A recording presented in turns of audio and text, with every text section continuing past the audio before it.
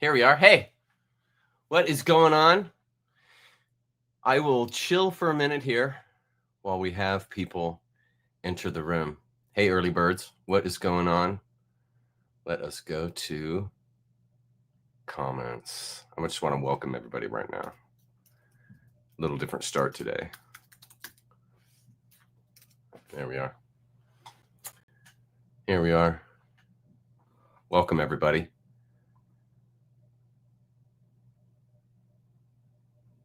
Welcome. People are rolling in. I know it's a little bit of a surprise today. I wasn't going to start this way, but I went ahead and did anyway. Welcome. Thanks for being here. Glad that you're here. Hi, Michael. Welcome. Glad that you're here. Max. Hey, buddy. I am so sorry that you missed Zoom yesterday. I was looking forward to seeing you, but I can see you this coming Friday in 1 week, and it would be great to see you, to meet you, and get to know a little bit about you. Be great. Hi, Clueless. Welcome. Glad that you're here. Hi, John. Hello. Hello, Survive. Thrive 25. Heck yeah. Hello. Ooh, what's this? Heretic Crone. Nice. Hello, Canada. Awesome. Love our Canadians. Glad that they're here. Hi, Catlin Kiss. Welcome. Hi, Kimberly. Boy, I get to welcome everybody today. Hi, Obanella. Known by heart. Nice.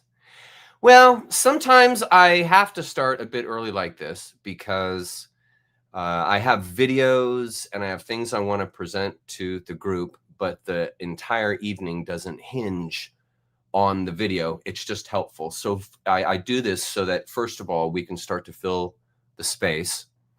And then secondly, to introduce the topic for the night or a good topic to consider. And so therefore I start early so that those folks that can't get enough of this stuff and totally want to be in it, like I am with the Watts lecture or a McKenna lecture. And so this gives opportunity for folks to show up and start chatting and gather into the room. And then at the top of the hour every week, for what it's worth to know this by heart, at the top of the hour, I usually start what's the most pertinent portion of the beginning for the evening. And so everything before 5 o'clock is typically just really nice stuff to set the setting, to set the moment, to create an environment of learning, to create an environment of ease and settling down. And so that's exactly what I want to do. And so that's why we're here. And that's why I'm starting a bit early. Thanks for your patience. I know it can be annoying for folks that don't like to miss anything, but it's kind of hard to know exactly how to handle this. So this is the way I typically handle it. Hey, Scott. Welcome, buddy. Glad that you're here. Welcome. Nice. Hello, Rainier. Tamela, thank you for being here.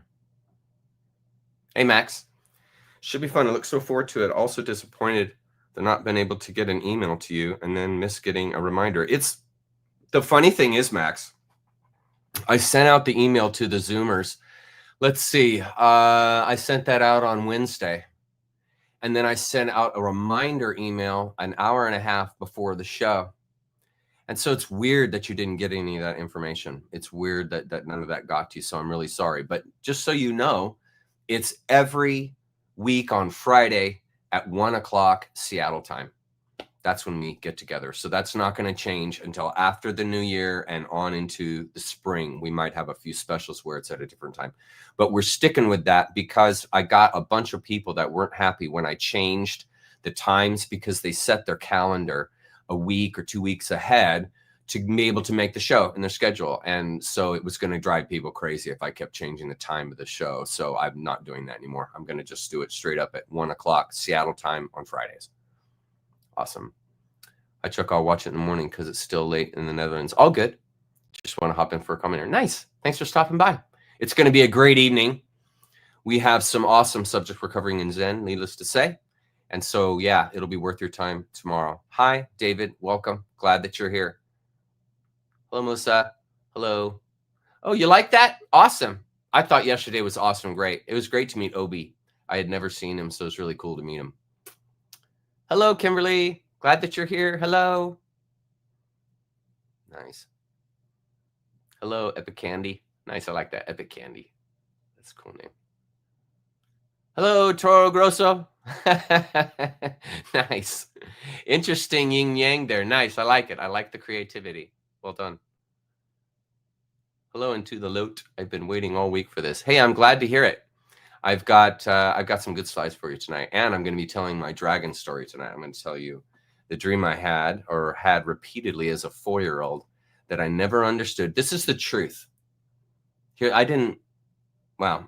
So I never knew what the dream really meant. I swear, I never knew what the dream really meant until I started this live. You guys will see. I'm going to tell you the dream.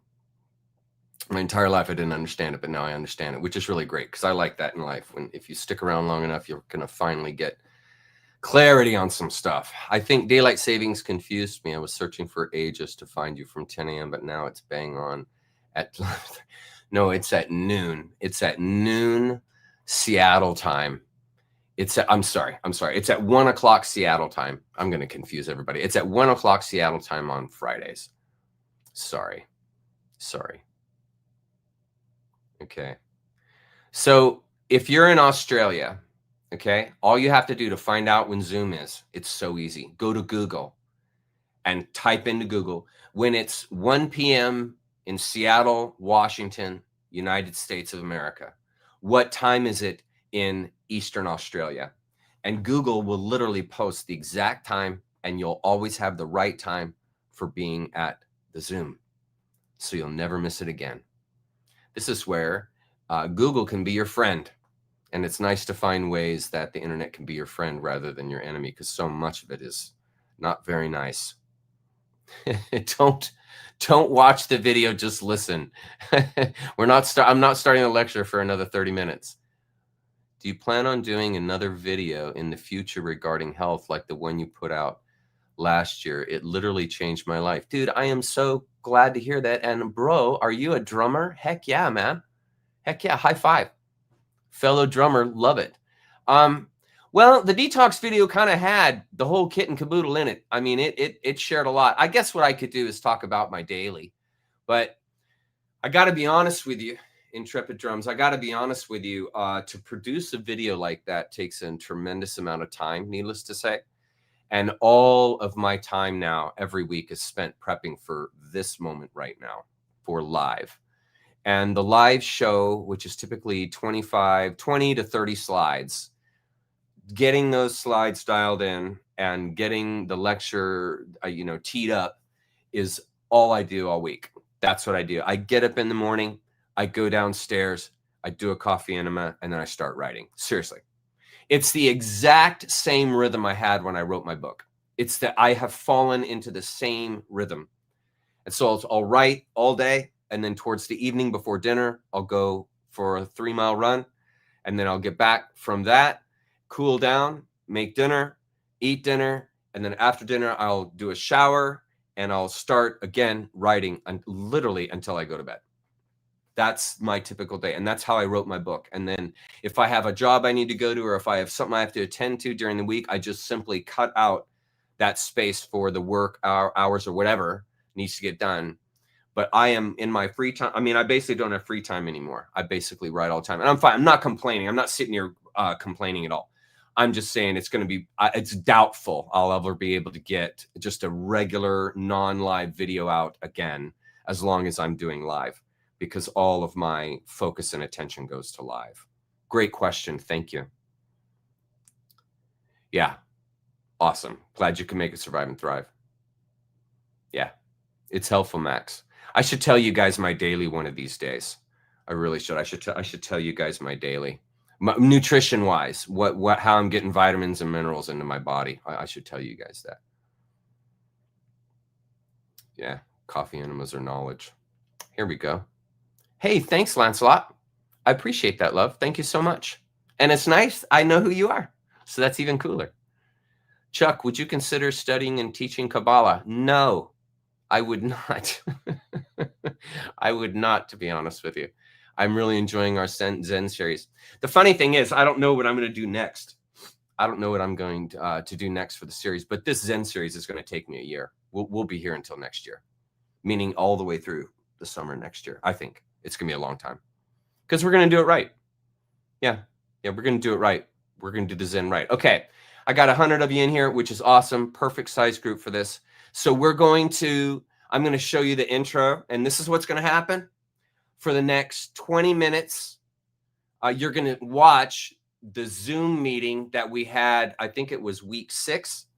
And I've got a couple of highlights from the Zoom meeting. So anybody that hasn't attended Zoom is going to finally be able to see the Zoom meeting, what it's like, what we do. So I've got 20 minutes of that.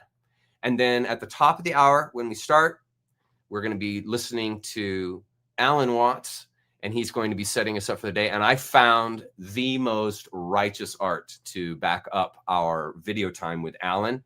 I found the most amazing oil painter, and he puts the paints into 3D.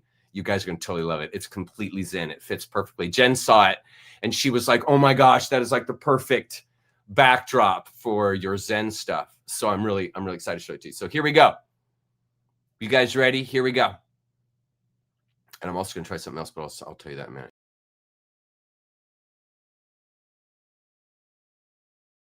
If we're in our true nature and we're in a matriarchal system where God was once known as female, in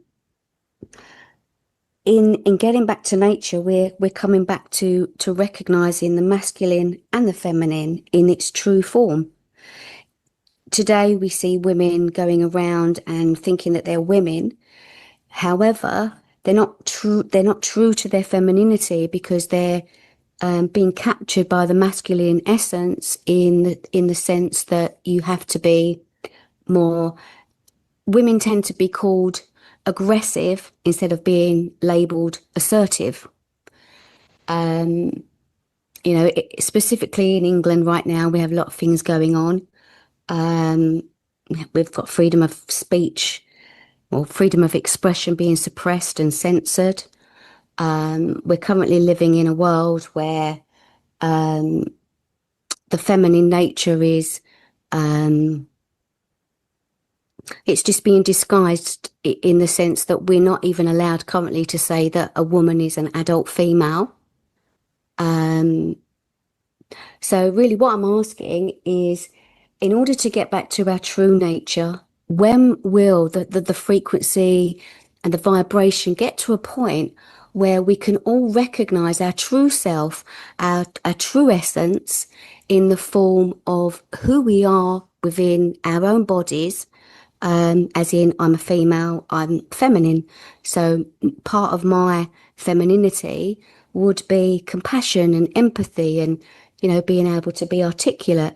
And for the male aspect, it's being the true masculine, as in being the protector and not being afraid to actually be who you really are in your true nature, in your true wonder and your essence.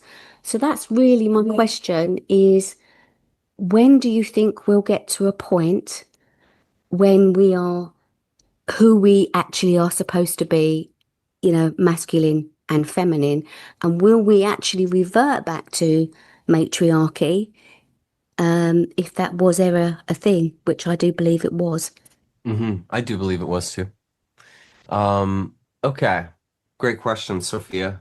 Beautiful accent you have there. Thank you. Yeah. Okay.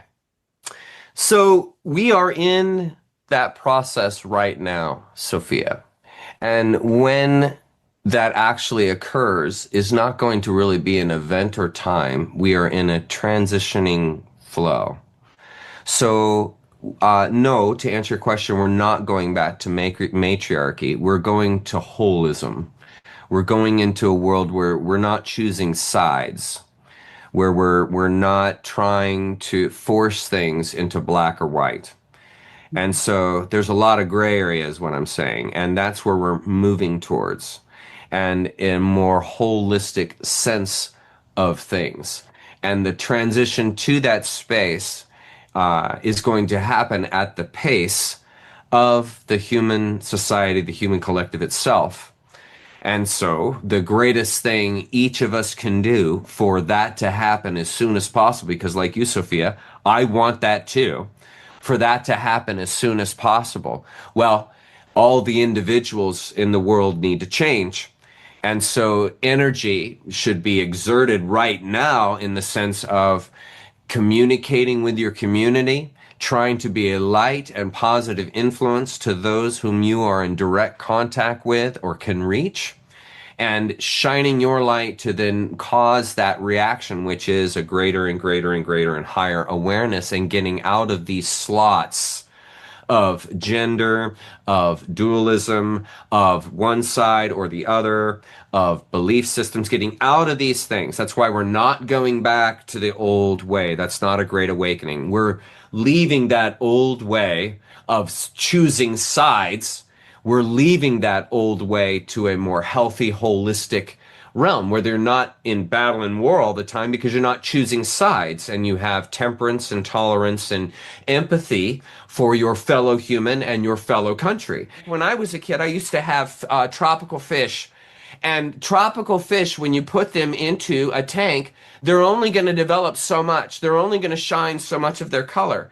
You will never see them in their true beauty in a tank because they're not in the ocean. And we are the same way with us human beings. We have been kept in a mental cage, a institution of infantilism. That's where we've been kept. And so what you're seeing now is a society that is built upon that dysfunction. And so it makes perfect sense to me, to you, to most well-thinking people. There's no way this is going to work. There has to be a complete fundamental change. And of course, we're not going back to the way that it was in the Bible times in the good old days. We're not doing that because that's also dysfunctional. And so it is an entire mind change. And that is why I do what I do. That's why I am doing the work that I'm doing without any question, is because this is what is necessary. It's exactly what Parsival did the second time he was given the challenge, because he failed on the first attempt, which I did also. I'll explain that someday. But he, on the second challenge, he asked, what's wrong here? What's the problem? Why is the country sick? Why is the king sick? Why is there dysfunction? Why is the population dwindling? What is happening here? And to me, when I asked that question, what you're seeing now, what I'm doing was my answer. And I thought, I'm just going to try and shine a light. I'm just going to try and share with others what I've learned and experienced, and hopefully, in just simply shining that light, it will be like a contagious. It'll be contagious to people, and they will pick up on that. And like David said earlier, and it's the letters you guys have seen that I've posted, it's working. People are changing their lives. They are proactively going about, I'm leaving the old way and I'm going to go this new way. And in fact, I'm not even really sure how to make that work, but I'm going for it. That's that full send idea. Okay, so Sophia, that's what it's going to take. That's when the change is going to happen as the society begins to awaken. And I am so sorry, and it is very real what you're talking about. I've seen what's happening there, and it is psychotic. It is Yes, psychotic. All of us are experiencing this, and this is an attempt to try and keep us suppressed. That's why these things are happening, because it's hard to let go. And the people that have been in charge, they don't want to let go of that world of power they held, but they're gonna. And we're going to force that. It's just going to take a bit of time. But great question, love. Okay, next question. Let's see here. Why thank will you, that Chuck. not go away? Yeah, you bet. No. Okay, Don Davis. You Hey, are Chuck. next, my friend. Hey, Don. Hey, welcome back. I remember you last week. How's Hey, it I going? appreciate it, man. Hey, keep banging them like John Bonham, baby. You betcha. I love John. Hugely inspirational musician for me. Led Yeah. Zeppelin is my favorite music in the world. Yeah. First of all, I wanted to just say thank you so much for sharing everything that you share, and for encouraging us to, again, look for what's out there that resonates with us and take from you what we can. If we need to move on, or if we augment it with other stuff, continue to do that. And I keep finding myself going on those side trips, but I keep coming back to get me a little more chuck. So I really appreciate everything that you're doing. Thank you, Don. Um, so my question is in this journey, right? In this journey, we start our most Westerners, I imagine, start with an understanding of our worldview of being structure, rules, laws, process, um, and we have a feeling of where we are in those guidelines, right? And then we're moving towards this, new to me world of nature, squiggly lines and flow, and and so I don't have a good feel where I am in that, but I have my mind is well ahead of my ability to manifest experiential validation, meaning that I have an understanding and a belief in a lot of the things that we talk about that are going on or that are happening in this world. I believe in the sense of oneness, of being the direction of being a bigger picture than this myopic view that we currently have, or most of us currently have. But I don't know what the level of expectation is of how long it'll like. I'll watch a number of people that share their testimony or experiences. Near death experiences are a really good one of people that kind of share what they've gone through, what they've seen, and you hear beautiful stories. You hear a wide range of stories, but I haven't yet to get a sense of experiencing anything along those lines. So the question of validating my mental position by having something to say, okay, yeah, I see where these two connect. Do you have any thoughts there? Is it just an elongated, long process, and you just got to keep taking one step after the next, and eventually something will come to fruition? Are you saying that you're wanting to have the experience of oneness? Is that what I'm hearing you say? Well, yeah, not so well. I think that's in the end. I think if you I don't know. And the stuff that I've been looking into, it talks about basically everything being matter, and matter being that we're all one thing. We're all connected to each other, right? One level or another. Um, so that there's a creator or a single source of some point in time, some person that's created everything. And that we're all connected at a certain level. People that go through near death experiences, they'll talk about walking into where they see love, they see loved ones. They feel that they're connected to a much larger group than what we know from our earthly experience. So when I say oneness, that's what I'm thinking about. I'm sorry if I'm putting this together Not poorly. done. No, no, no. I think I'm following you. Yes, you are correct in that we here in the West have a lot of sensitivity to draw out. And so what I'm going to try to do here is that with you. So you, of course, have had some amazing moments in your life, and I would first of all say the first sunset that you saw. Do you have children, Don? Do you have any Yeah, kids? Okay, yeah, the very first time you saw your son or daughter, yeah. right? Okay.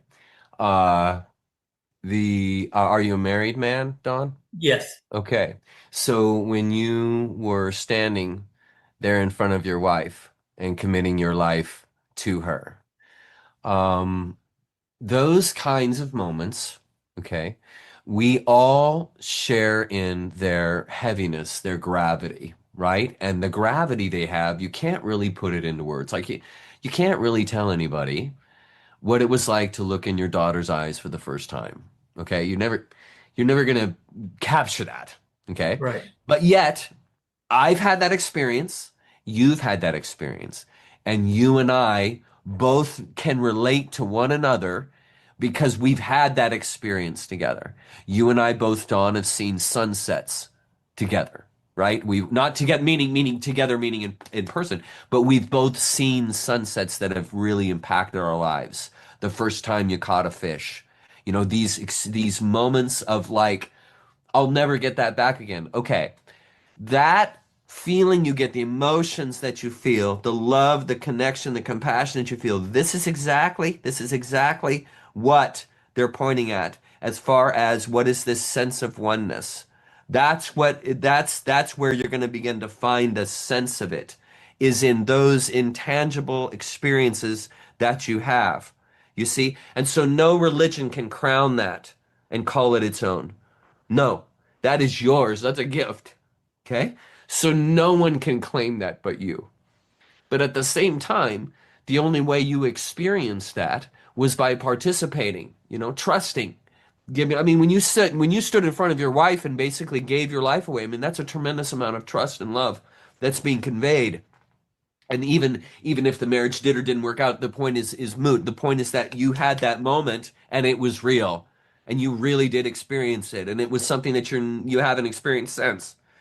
This is that sense, okay? And the key to living an appropriate life is having that right there on the edge, but not trying to have it there. But it's there, and you simply access it immediately when you go into these spaces of tangibility, of identity with others. And this is how we discover our humanness. I mean, you have enough of those experiences, life is going to have tremendous meaning to you. You're like not going to want it to end. In other words, there's your vitality, there's your motivation. Because when you have these experiences, you see the truth of all things, right? And then this is then that's the juice, that's the magic, that's the wonder, you see? And you as a human being uniquely can connect to that. This is what makes us unique here. And this is why it's so important to resonate in those spaces, because this is the fuel, man. And so Don, that's what these great people, sages, whatever are talking about, pointing towards, is that exact space.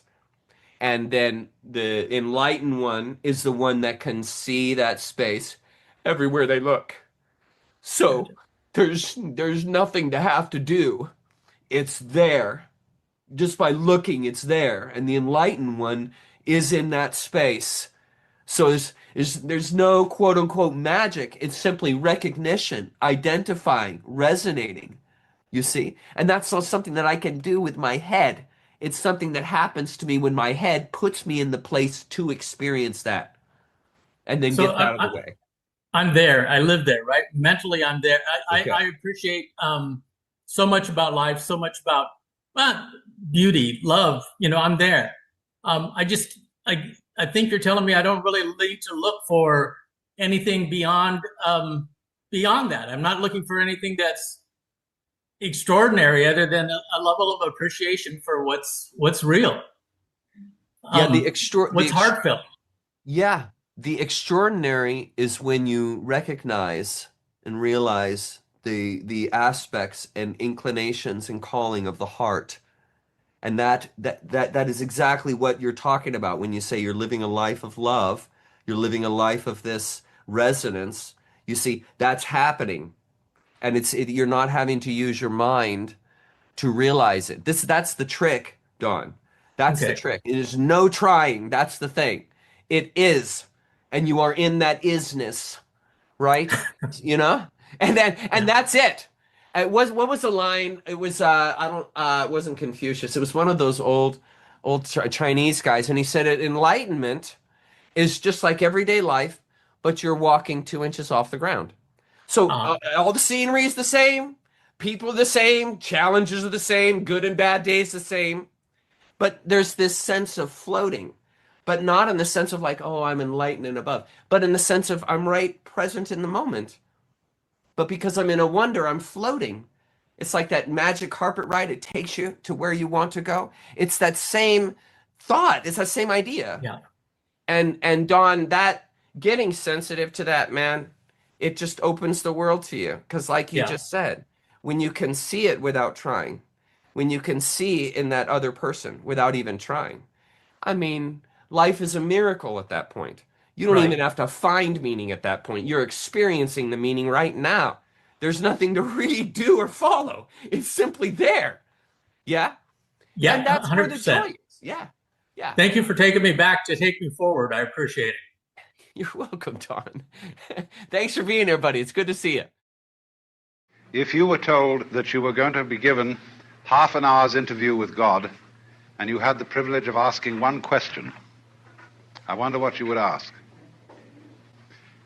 You might be given some preparation too, because when you think, what is your ultimate question, you'll probably do many things before you arrive at it. And I know many people would discover that they had no question to ask. The situation would be altogether too overwhelming. But many people to whom I've put this problem say that the question that they would ask is, who am I? And that is something we know very little about, because whatever it is that we call I is too close for inspection.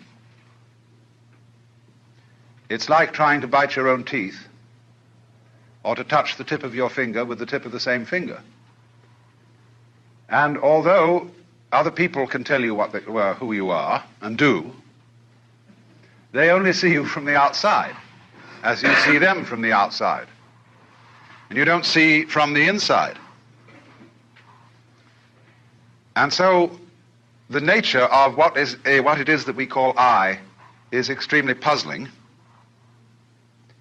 because there is some confusion as to how much of us is I.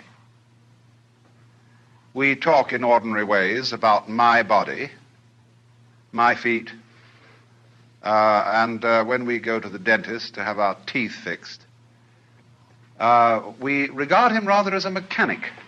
Like you take your car to the garage, so you take your body to the surgeon or the dentist or whatever it is to be fixed, have the parts changed or something of that kind. And they're really getting to work on that now. And so the question is, when somebody has a heart transplant, that sounds very radical, because we say, in my heart of hearts.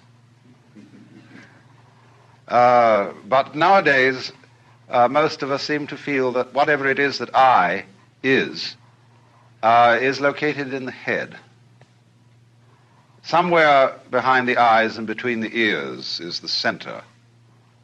And the rest of us is an appendage, a vehicle, which carries the self around. Now, popular speech also reflects the sensation that I am very different from what we call the other. Other people, other things, anything that we can become aware of is sort of other. There is an opposition, apparently, between the knower and the known. And so we talk about facing reality. We talk about coming into this world as if somehow we didn't belong.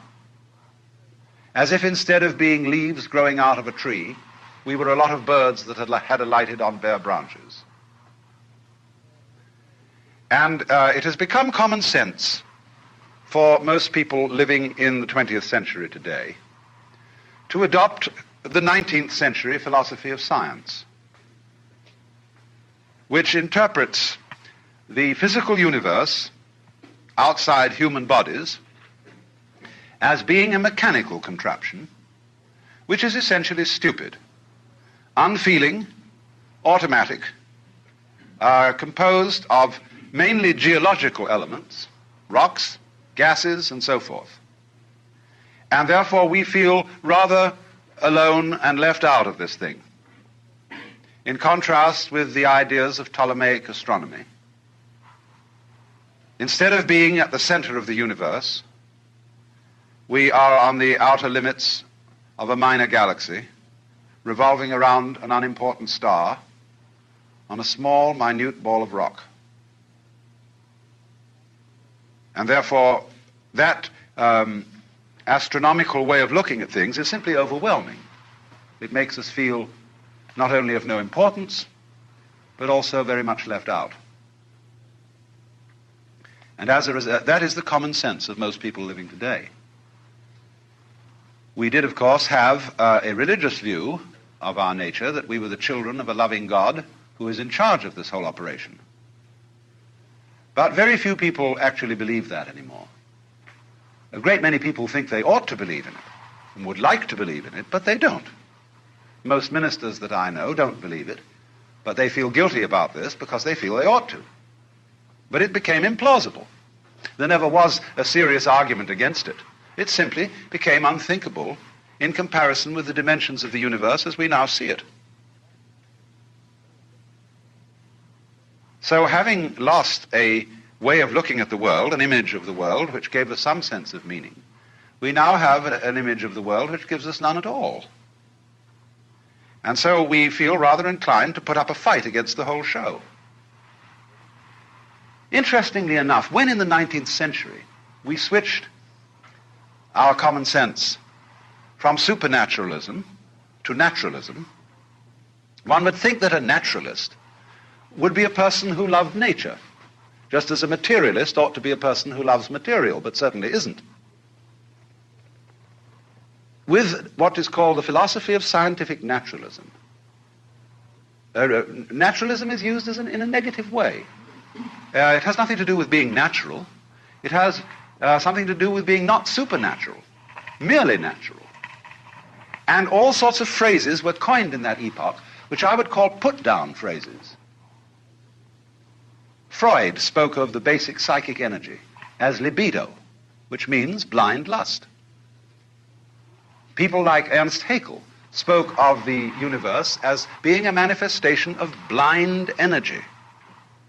Think of that put-down word, blind. And therefore we also speak of unconscious mental mechanisms. And the very word unconscious, as being the deeper aspect of our psyche, is a negative word and a put-down word. So as to say, what you are functioning as a rational ego with values and with a capacity to love is simply the epiphenomenon of a purely mechanical process. Too bad. So as a result of this so-called naturalism, we began to put up the most whopping fight against nature that was ever engaged in.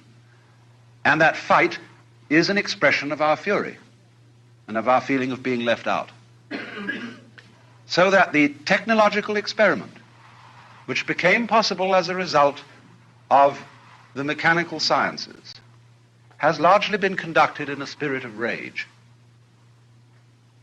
And the results are evident all around us. Here in Palm Springs, you are gradually getting all the smog from Los Angeles. This great cloud of poisonous gas put up by a city which is exemplary in this whole civilized world for fouling its own nest. But we have done it by technology, by ruthless beating about of nature without consideration for what the scientist would call our ecology. Ecology is that aspect of science which deals with the relationship between organisms and their environments. Ecology is the study of the balance of nature, of the way in which every living being depends upon innumerable other living beings of all species, and also upon inanimate forces, air, water, temperature, gases, vegetation, and all sorts of things. And this is one of the most important sciences that we can possibly study today, because we are in a position where we realize that we cannot help interfering with the world. To be alive is to interfere. You must interfere. You cannot go back and say, hands off nature, let's leave it all alone, because you're stuck with it, especially once you've started to interfere in a major way. We have so altered our environment that there is no hope for it but to go ahead. But we can, to some extent, change direction. But the only way that I can see of our effectively changing direction is through a transformation of the feeling that we have of our own existence and of what we mean by I.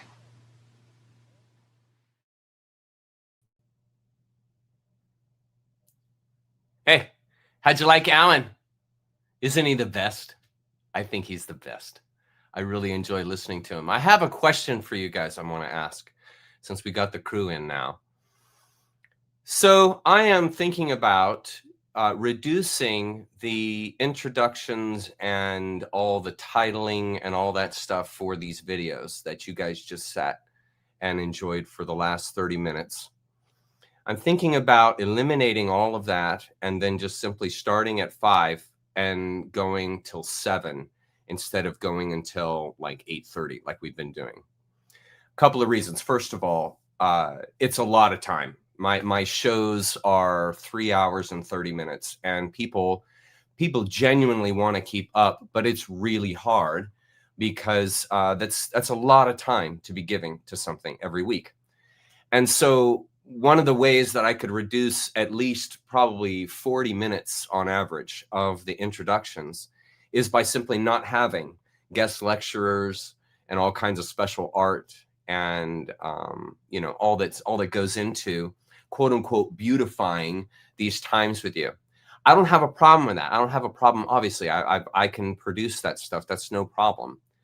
But at the same time, would we be better off if I showed up at 5 and by 5:05 I'm starting the lecture? Like there's very little ornamentation to the evening. So what do you guys think? Let's go to comments, and I'm going to go to the bottom so it'll start at the beginning. So if you guys have been commenting and stuff, that's great. But I'm going to go straight to the bottom, and I just want to know what you guys want. Okay, so survive and thrive. You're my first vote. Stacy, hello. Oh yeah, sorry. Quality, not quantity. Okay. Well, all of it's quality. The lecture and the intro is quality, and it's in a huge quantity. So I'm trying to condense. I'm trying to maybe have it be a bit more focused and have the Zoom meeting more for meet and greet and introduction and being one-on-one with folks, and having the Zoom kind of concentrate on that. And then the Saturdays be more lecture centered, where we're showing up, I'm greeting for 5 minutes, and then we're going straight to the lecture. Okay. So here we are. Chuck, you need to give as it suits you. We are so happy to move with the format as you do. That's very nice, Lancelot. Thank you. It's a very kind response. I find myself skipping videos. That's funny. Nice response. Yeah, see Angie? Yeah, kind of down and dirty, kind of showing up on Saturdays. Hey, Scott, kind of showing up on Saturdays and getting right to lecture. And then, see, then we have these votes here. Catlin Kiss. And then we got this vote here. I like the long openings. Some people like that stuff. I'm just so sad I can't follow because it's in the night here. Yeah, I don't know how to escape that. I don't know how to escape that. It's got, no matter what time I choose, somebody's going to be on the other side of the planet, and they're gonna be on the short. They're gonna grab the short stick on it, and I don't know how to. I don't know how to do it. What's this? 10 minutes of music combined with art to watch and listen simultaneously. That'll warm the crowd. Yeah, I've been doing that.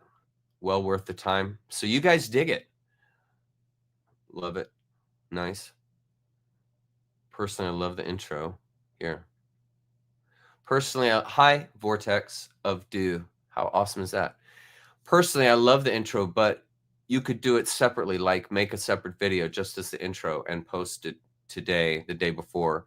Well, the purpose of the intro, love, is to give time for people to come in, to beautify the moment of walking in. It's sort of like when you're going to a wedding, they've got nice music playing, they've got drinks, they've got, you know, nice atrium where you can hang out, talk to people. You're visiting and you're setting, it's all setting up for, you know, the wedding. And so I do all my Saturday prep stuff, this 30-minute typically thing that I do, to set the moment, to ready people's minds for engagement. Your time is precious, Chuck. I would want a 3-hour show every night, but that would be selfish of me. No, it's not. It's not selfish of you.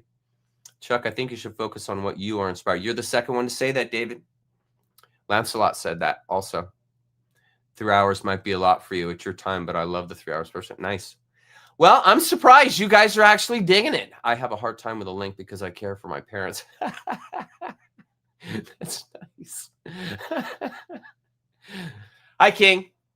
Long beginnings give people time to roll in and get situated. Some people run late, etc. It's true. Okay, so you guys are going with, you like the long intro. See, I thought I was annoying you with these long intros. I thought you guys were like, man, this stuff, dude, it's just too much. Short fluff repeated in a short halftime break, followed by all the fun fluff and more camaraderie. Hi, Stacy. I was thinking, I think the opening can be before 5. Wasn't it like that for, well, it is today.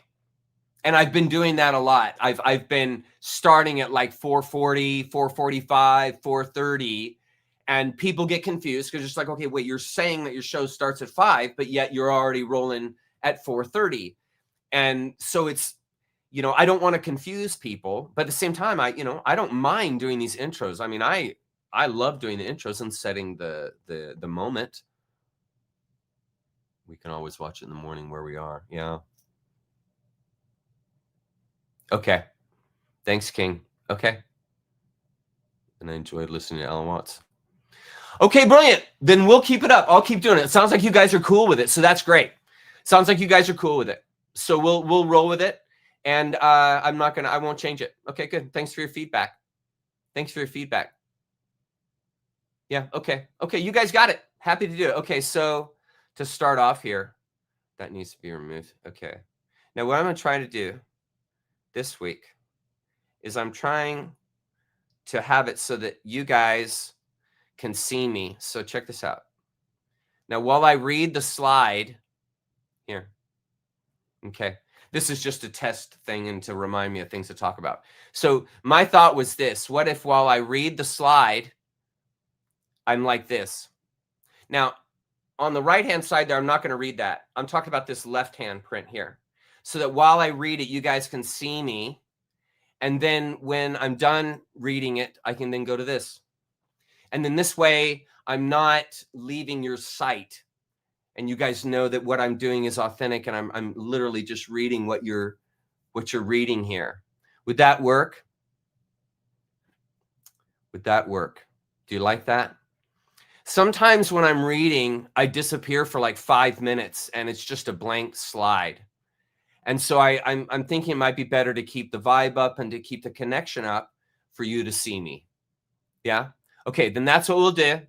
That's what we'll do. You guys are down with that. Okay, you guys are down with that. Okay, great. Then that's what we'll do. And then let me go back to what remind me of what I need to talk about. Okay. And then here. Okay. Now, this is what I wanted to mention. The reason why we are spending so much time in this book and in this intro is because I have been approached by a number of people in both Zoom and on my email that tell me, Chuck, I've been a Christian my whole life, and you're coming across with concepts that I just can't get. I'm not getting it.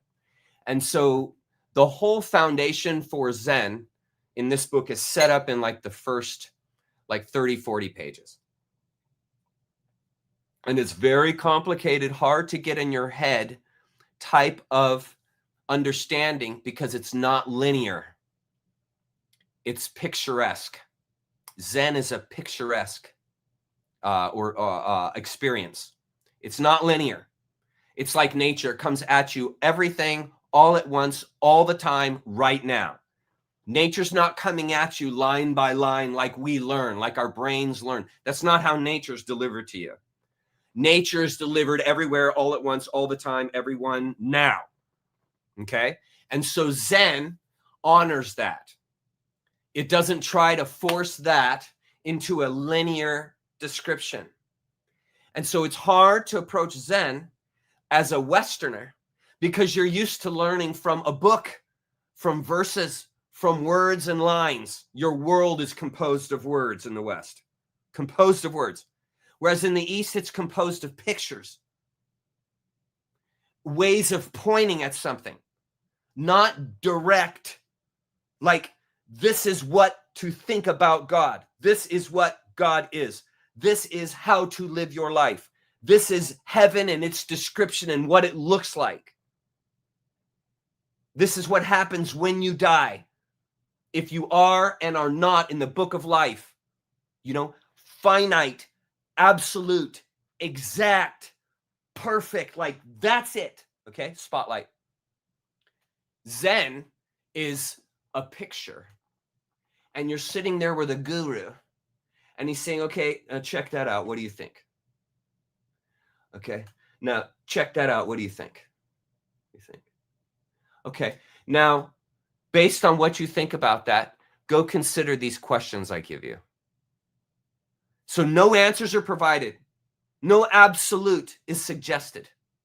There's nothing there that they're pointing at that's like, okay, that right there, that's it, that. No, they're giving you a picture. Okay? And so the Westerner, when they walk into that space, they're like, well, you've got, okay, I see the picture you're giving me, but where's the facts? Like the hard stuff. Like, what exact color red is that? Is it crimson? Is it light pink? Right? What? Tell me the exact position. Is that object in the painting, is that at 20 degrees or 30 degrees? What's the slope on that line? See, it's like a child, it's like the Chinese child asking their parent, who made me? Just like Alan said, the Chinese child will never ask their parent, who made me? They will ask the parent, how did I grow? Well, see, growing is different than making. Making, you have blueprints, you have exact lines and shapes you're going towards, right? But growing is natural. Like if a tree is growing and it hits a wall as it's growing up, it'll bend over and then and turn and go straight up again. It'll give and go with it. Okay? So it's that same give and go in nature that is trying to be communicated through Zen. And so the Westerner comes into this thing and is just like, okay, I get the give and go, man, but give me the laws. Like, what does Zen believe? What exactly, who do they think created the world? And the Westerners coming into the situation trying to solve problems because that's all they were doing in the West. Because you're born a sinner, you're born with a problem, and the world is fallen, there's a problem. You got a problem solved. There's conflict here. You got to pick a side. You got to pick the winner. You got to pick the right God. You got to pick the right belief. You know, picking and assigning. Right? And Zen is the exact opposite. It's teasing out patterns and showing them to you. What do you think? What do you see? There's no exact answer to be found. You're in a wonder, friend. Why are you trying to make it a shape? Why are you trying to put lines on it? This is art. You're here to observe, experience, learn, and grow. There's no rules. There's no laws. There's no set path. It's a wonder. Think on those terms and walk into the space. And this is why, exactly, I'm spending weeks of time with these very first introductions to this incredible concept of the world. Some of you are already advanced. And when I talk about oneness, it completely makes sense to you. But you have to understand, first of all, I don't leave anybody behind. And so because I don't leave anyone behind, the 20% or so that aren't getting it, it's not sinking in. They don't understand, right? They're not getting left behind. I'm going to take the time to make sure everyone understands lucidly and clearly. Okay? That's why I'm spending so much time doing this. Okay? So at the same time, let me get here to my other assets. At the same time, I love doing this because I love going back through the foundations. It reminds me of that quote from John Madden. And it was the first time or he had walked in and he was going to be the coach for the Raiders.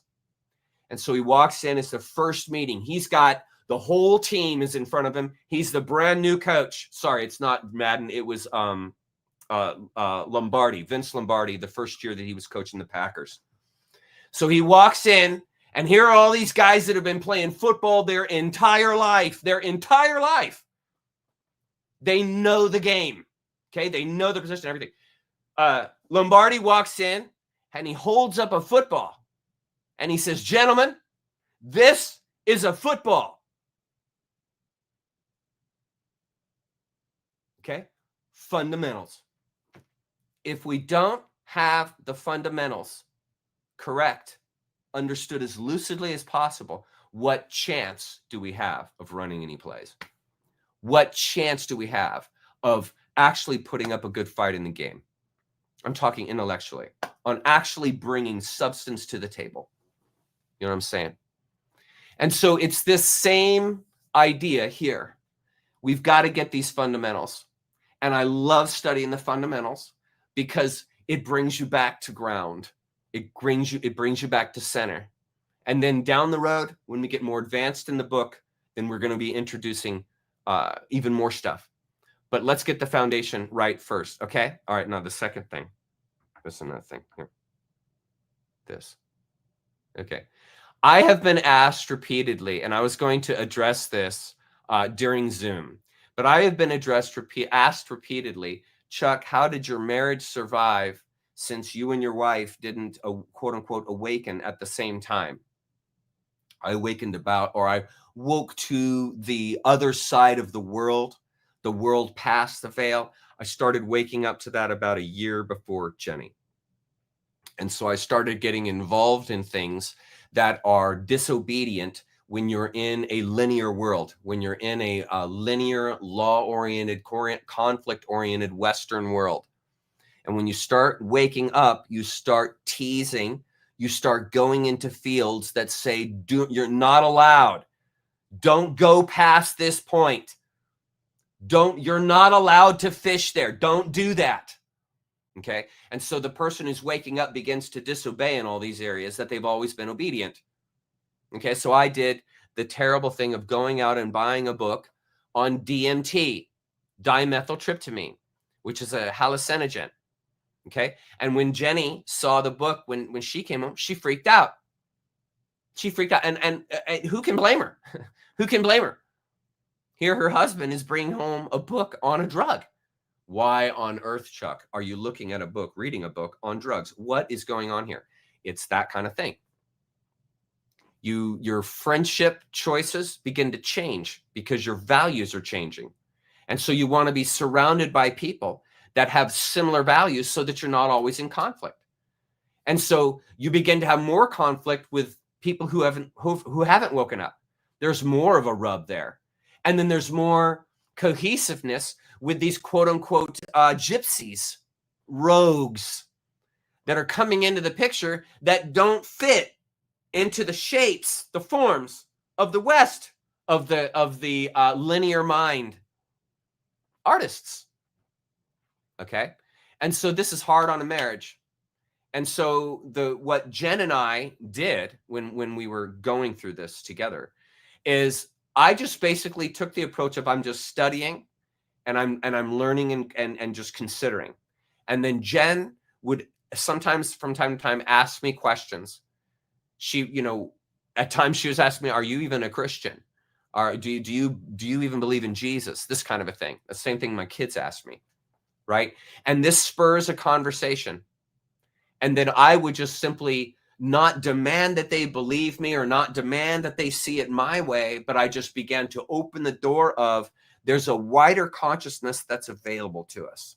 It's free and available to everyone. Free in the sense of you can avail yourself of it at any time, but it's costly in the sense of it's going to cost you the life you're living now. Because when your perspective changes, all your telos, your motivations, everything change. And this is another reason why it's so hard for marriages, is because you've got this partnership with this person, and now all their values are changing, and they're no longer aligning to the obedience, asking permission, seeking approval, expecting reproof mentality, slave mentality that basically has been the undercurrent of the couple their entire existence because they're Christian, they're Westerners. And so there's a process. Patience, tolerance, love, compassion. And always having the idea of this, and I'll finish the question with this. If I love something, what do? I let go. If I truly love someone, if I truly do, I will want them to be who they wish to be, who they want to be. I will encourage and want that to be the situation. Okay, so the important thing to remember then when you're as a couple are going through this awakening process, understand there's a give and take. Understand that if it is a love relationship, then there's great motivation for your partner to grow in the way that they want to. This should excite you with someone that you love, to see them grow, to see them maturing, to see their perspective widening, just like seeing your kids grow up. It's beautiful to see them growing and learning and becoming a more and more discerning individual. But that happens through pain. So you have to allow your kids, you have to allow your spouse at times in the decisions that they make, what they're doing, to experience that pain and the differences that they have with you, to experience that pain and not run as though there's a problem. Integrate, learn, expose, grow. And so that's been the telos, the mindset of Jenny and I as we've gone through this experience together. And it's been challenging. And it reminds me of this dream. Now I'm going to tell you guys a dream now. I'm going to move this over so I can get this in the right space. Okay. So I'm going to tell you guys a dream because it relates to this whole thing of change, and then we're going to get to the lecture. Okay. When I was 4, was right when my father, in his vocation, was experiencing a tremendous amount of success.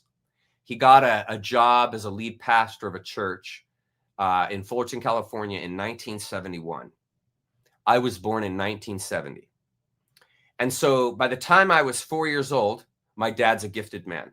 He was hitting grand slams every Sunday morning.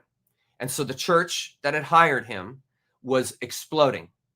And so there were more and more and more people. So this became, as a little 4-year-old, incredible. Like what is happening? I'd go to church, and this is back in the day. This is back in the 70s.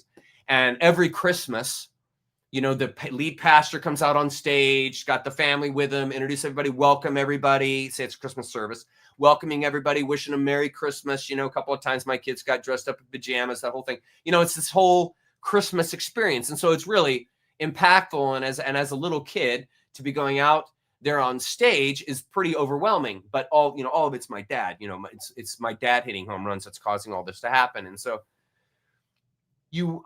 there's not a real way to digest that.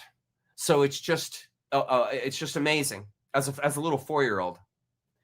So I started having this recurrent dream, and until I began, I'm not kidding, I'm a 55-year-old man now. Until I began these live streams, I did not know the meaning of the verse. I did not know the meaning of the dream. Okay, so it's going to become painfully clear to you guys really quick. It's not going to take long to get this out. So I had this dream probably 5 or 6 times in the span of about a month, 2 months. And I'm not a heavy dreamer. I'm not the kind of person that has a dream every night. In fact, I rarely have dreams. And that goes back quite a ways. I've never been a big time dreamer kind of a deal. So I'm not into dream interpretations and all that kind of thing, because I just simply haven't had enough dreams myself to pursue the subject matter, you know? So it hasn't been an interest. But nevertheless, this happened 4 or 5 times when I was 4 years old. So this is the scene. So it's Christmas morning, and there's church going on, and it's a church service. And we walk out on stage. My dream is picking up on my actual experience that I had as a 4-year-old. So we walk out on stage in the stream, and all of a sudden, Dad's like talking, greeting. If you guys have ever seen my dad, he's very gregarious. He's great with people. He's great with interacting with the crowd and all that kind of stuff. So he's having a great time. So this goes all the way back to when I was a kid, because that's how Dad is in public settings. And so Dad's doing his thing, and then all of a sudden, you know how that murmur is going on in church when you walk in and everybody's talking and greeting and the organ is playing kind of in the background, and there's this murmur happening that fills the lower space of sound in the room, almost like white noise, to go to sleep to white noise. Okay, it's the same idea. Okay, so that's what's happened. So we walk out and people are happy and stuff, and there's some hecklers and everything, and wishing Dad a Merry Christmas and all kinds of stuff's going on. So it's a completely normal scene. And then all of a sudden, all the crowd goes quiet. I swear to you, this is what happened. All the crowd goes quiet. And I'm standing there as a 4-year-old, and I'm just kind of looking around. I'm like, why is everyone just suddenly gone quiet and stuff? And so I then look down, and my feet start coming off the ground. And I look over at my dad, and I'm kind of panicked. And my dad is looking at me with this odd look on his face, which is similar to the look that he gave me when I told him that Jesus had nothing to do with my healing from cancer. It was that same look on his face, which is poignant. And I'm as a kid, I don't know what's going on, and I'm continuing to get higher and higher off of this stage. And I'm kind of scared, freaking out. And then I look down, and a tail starts growing out from my back, my butt basically starts growing out. And I see the point of it. It's pointed. It's coming out from below my feet. And my feet are changing into hooves. And I'm floating higher and higher. And all of a sudden, these huge bat wings start growing out of my shoulders. Black or red. Everything was red. Everything was red. My tail was red. My body was red. And all of the people began to become infuriated in the church. Angry, like they're heckling at me and they're yelling at me. And they're infuriated with me. And now I'm like growing, and my neck starts to grow. And I can almost see the base of my neck where my shoulders are, because my head is growing. And I sense my face growing more pointed. I'm turning into a dragon. And I'm freaking. I'm like, what the heck's going on? And I look down at Dad, and Dad's now like 20, 30 feet down. It's a huge church with a huge Gothic kind of situation where you have the super high ceilings, and I'm getting higher and higher, and the people are infuriated. Like the congregation is angry, and they're starting to run to the stage, and they're starting to throw stuff at me. And I began to take this huge breath. I to this day in the dream, I don't know what's happening. I take this huge breath, and I see my stomach begin to expand. And then I open my mouth, and fire shoots out of my mouth and completely obliterates all the congregation. Obliterates the whole congregation. And I look over at Dad, and Dad is freaking out. Like he's screaming, like going crazy. And right then I wake up. And there were like 3 different versions of the dream. Another dream, I start to float, same thing happening. And all of the congregation start throwing lassos and ropes to tie me and grab me and pull me down. And they pull me down. And right when they start attacking me, I wake up. In another dream, I'll be floating up, and my belly won't fill, but my wings will get larger and larger. And I just blast through the top of the ceiling and leave the space. What do you think that is? It's pretty obvious, isn't it? It becomes pretty obvious what that was about. And essentially, that is what is happening on this channel. This channel is dedicated to heresy, the position of the iconoclast. And without ever even thinking of that dream, that's exactly what that dream was pointing towards. That's exactly what an iconoclast does. It destroys the society, meaning the values, the hinge points, the moorings of that society. That's the role of the heretic. And that's exactly why my dad was freaking. That's exactly why the congregation in the church is hating me, because I'm basically undermining their entire belief system, the entire Western Christian belief system. If you watch enough of my videos, you'll run from it so fast you can't go fast enough. That's the role of a heretic. And since you are in the midst of an iconoclast, you are in the midst of that dream. It's now, I mean, it's this kind of connection. It's this kind of realization for me as an individual that is so encouraging, because it starts to make sense. I mean, all of that story begins to make incredible sense, and I'm now living it. I'm living that scene in that dream I had 50 years ago. We're in a wonder, and it's incredible. And I had never put it together until about probably a month ago. I finally saw, okay, well, then that's what that dream was all about. It was basically forecasting what is happening right now on this channel.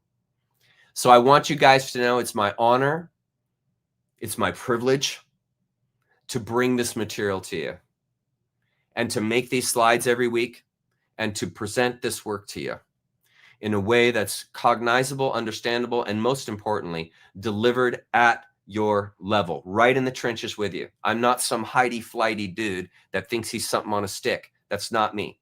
I don't think that way about myself. I don't think I'm anything special. I'm just simply presenting what I've learned because it changed my life. This book, what we are studying right now, changed my life permanently. I am here today because of this book we are studying. Without any question, I wouldn't even be living in the state of Washington if I hadn't read this book. That's why I started the first couple of weeks telling you, you are in a dangerous space when you come into my group with me, when you come into this group with us. You are in a dangerous space because we break down values. We break down the world. We break down ideas in people's heads about themselves. And that crushes current world currency, the current world. And if you stick around here long enough, you will see enough evidence and you will understand enough reason to give you enough motivation to leave the dysfunctional world that you have been a part of your entire life.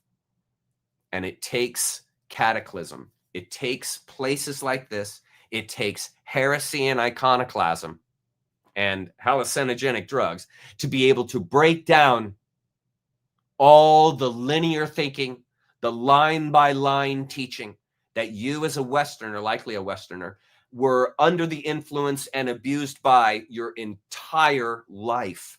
Nobody escaped. Nobody got the e-ticket out. Nobody got away with it. Okay? We all grew up in that. And so that's why it's such an honor to bring this stuff to you, because it matters.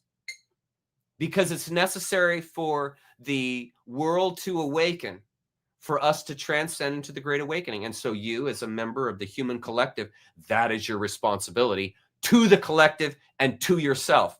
In other words, grow up. That's your job. Grow up. Expand your mind. Stop living by belief. Stop doing what you're told. Stop obeying. Stop asking permission. Stop seeking approval. Stop expecting reproof. Knock that nonsense off. Get off your knees. Stop lying prostrate. Get on your feet. You see, it's a totally different approach to life. So, with that as our introduction, let us begin this week's lecture. So we are on week 7 of Zen, the Course of Nature. You did not come out of this world, folks. Excuse me, you didn't come into this world. You came out of it. Make sense? Okay, now let's go to this little routine I was going to do so that you guys can see me. Okay. Here. Okay. So here we are. Spontaneity and intelligence without a plan. Page 17, Watts. If the universe were made, there would be, of course, someone who knows how it is made, who could explain how it was put together. Bit by bit, as a technician can explain in one at a time words how to assemble a machine. Yeah, makes sense? But a universe which grows utterly excludes the possibility of knowing how it grows in the clumsy terms of thought and language, you see. So when it's growing, it is not working through the terms of thought and language. This is why the God of spring cannot tell you how spring becomes. The Tao cannot tell you in words how your brain forms, how your creativity manifests. There's no words for that. Okay? And so we have to get out of the clumsy terms and thoughts and language so that we can see Zen clearly. Okay? We're changing our lens, which is going to change our perspective because it changes our focus. You see, it all makes sense metaphorically. Okay. So that no Taoist would dream of asking whether the Tao knows how it produces the universe. You see? For it operates according to spontaneity, not according to plan. Lao Tzu says the Tao's principle is spontaneity, but spontaneity is not by any means a blind, this is key, a blind, disorderly urge, a mere power of caprice, you see, because there's a very complex, uncomprehendable self-organizing that's going on. So it's not just an urge, right? It's not blind lust, right? It's not that. It's not caprice. It's not shilly-shally. You see, the Tao is not something that fits into form, okay? And so its baseline is spontaneity. It's a flow. Like, okay, it's like if you, in living life, you wake up, you enter the day, breakfast, you do your routine, and you go through your routine. Okay? That's the Tao. That's the Tao. It's not watching you. It's the flow. The flow itself. The becoming. Remember everything, everywhere, all at once, all the time? That's the Tao. Everywhere, all at once, all the time. Okay, so it's not a linear thought. It's a holistic. It's a becoming. It's a growing. Never the same thing. Never the same thing the next day. The flower's going to look different on day 2 than it does on day 1 than it does on day 0. This is Tao, not the day, the flow of the days. Not the pinpoint exact. That's not the Tao. It's the flow. I mean, it's the Tao in one sense, but the flow, to understand in your mind and cognize it. It's the flow itself. It's all of it. Like we were saying 2 weeks ago, it's an event. This glass here, this is not an object to Zen. This is an event. It's an event. So you have to get out of this idea of subject-object, of sentences that work through subject, object, verb. You have to get out of that mindset. It's an event. Okay? It's part and parcel to the world before this glass of water, and it's part and parcel to the world that's after this glass of water. It is in the flow, and right now in the flow, it's this full in this glass. This is it. Okay? Great. Point made. Next slide. Add to stage. Next. Okay. No plans. Chuangzi. Things are produced around us, but no one knows the whence. See? They issue forth, but no one sees the portal. Men one and all value that part of knowledge, which is known. You see, this is that Western mind again, which is known. They've got it. They do not know how to avail themselves of the unknown in order to reach knowledge. Is this not misguided? Okay, now let's look at this. I call this the cart before the horse syndrome. One must recognize and humbly avail themselves of what they do not know, the apophatic approach, or they remain ignorant of their own ignorance. Apophatic.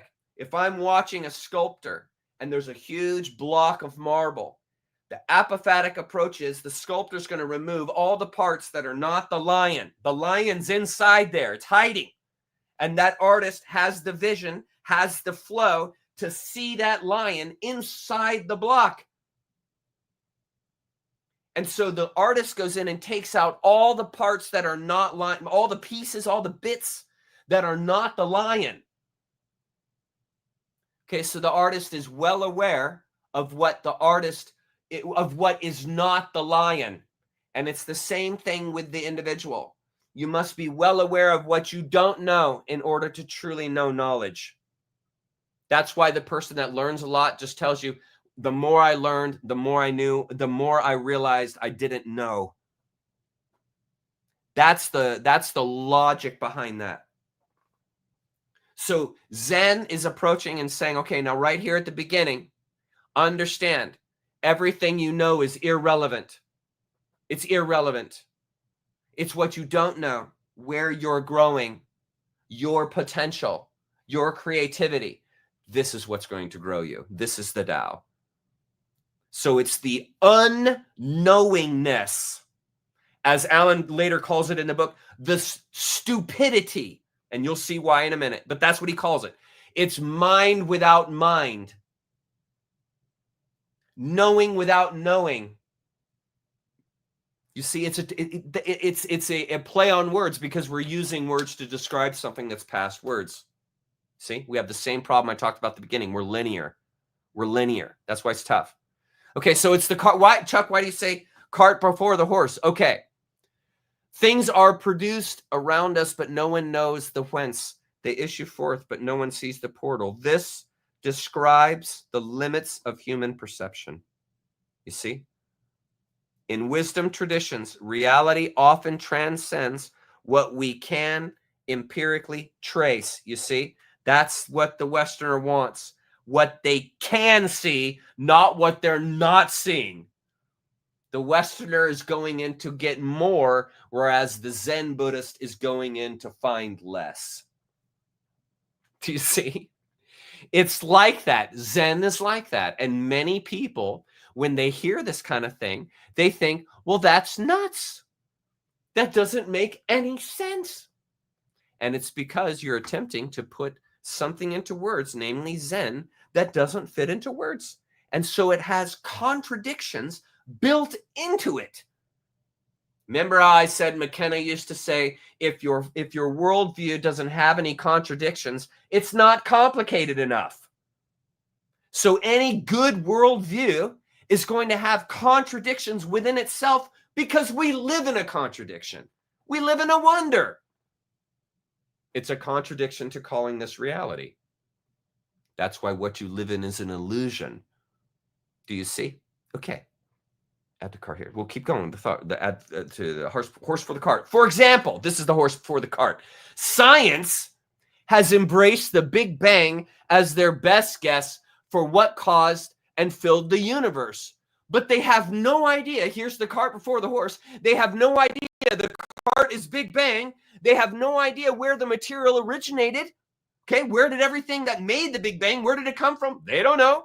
Nor what the universe is even composed of. They can't even tell you finally what dark matter is, which composes 99% of the universe. They can't tell you what it is.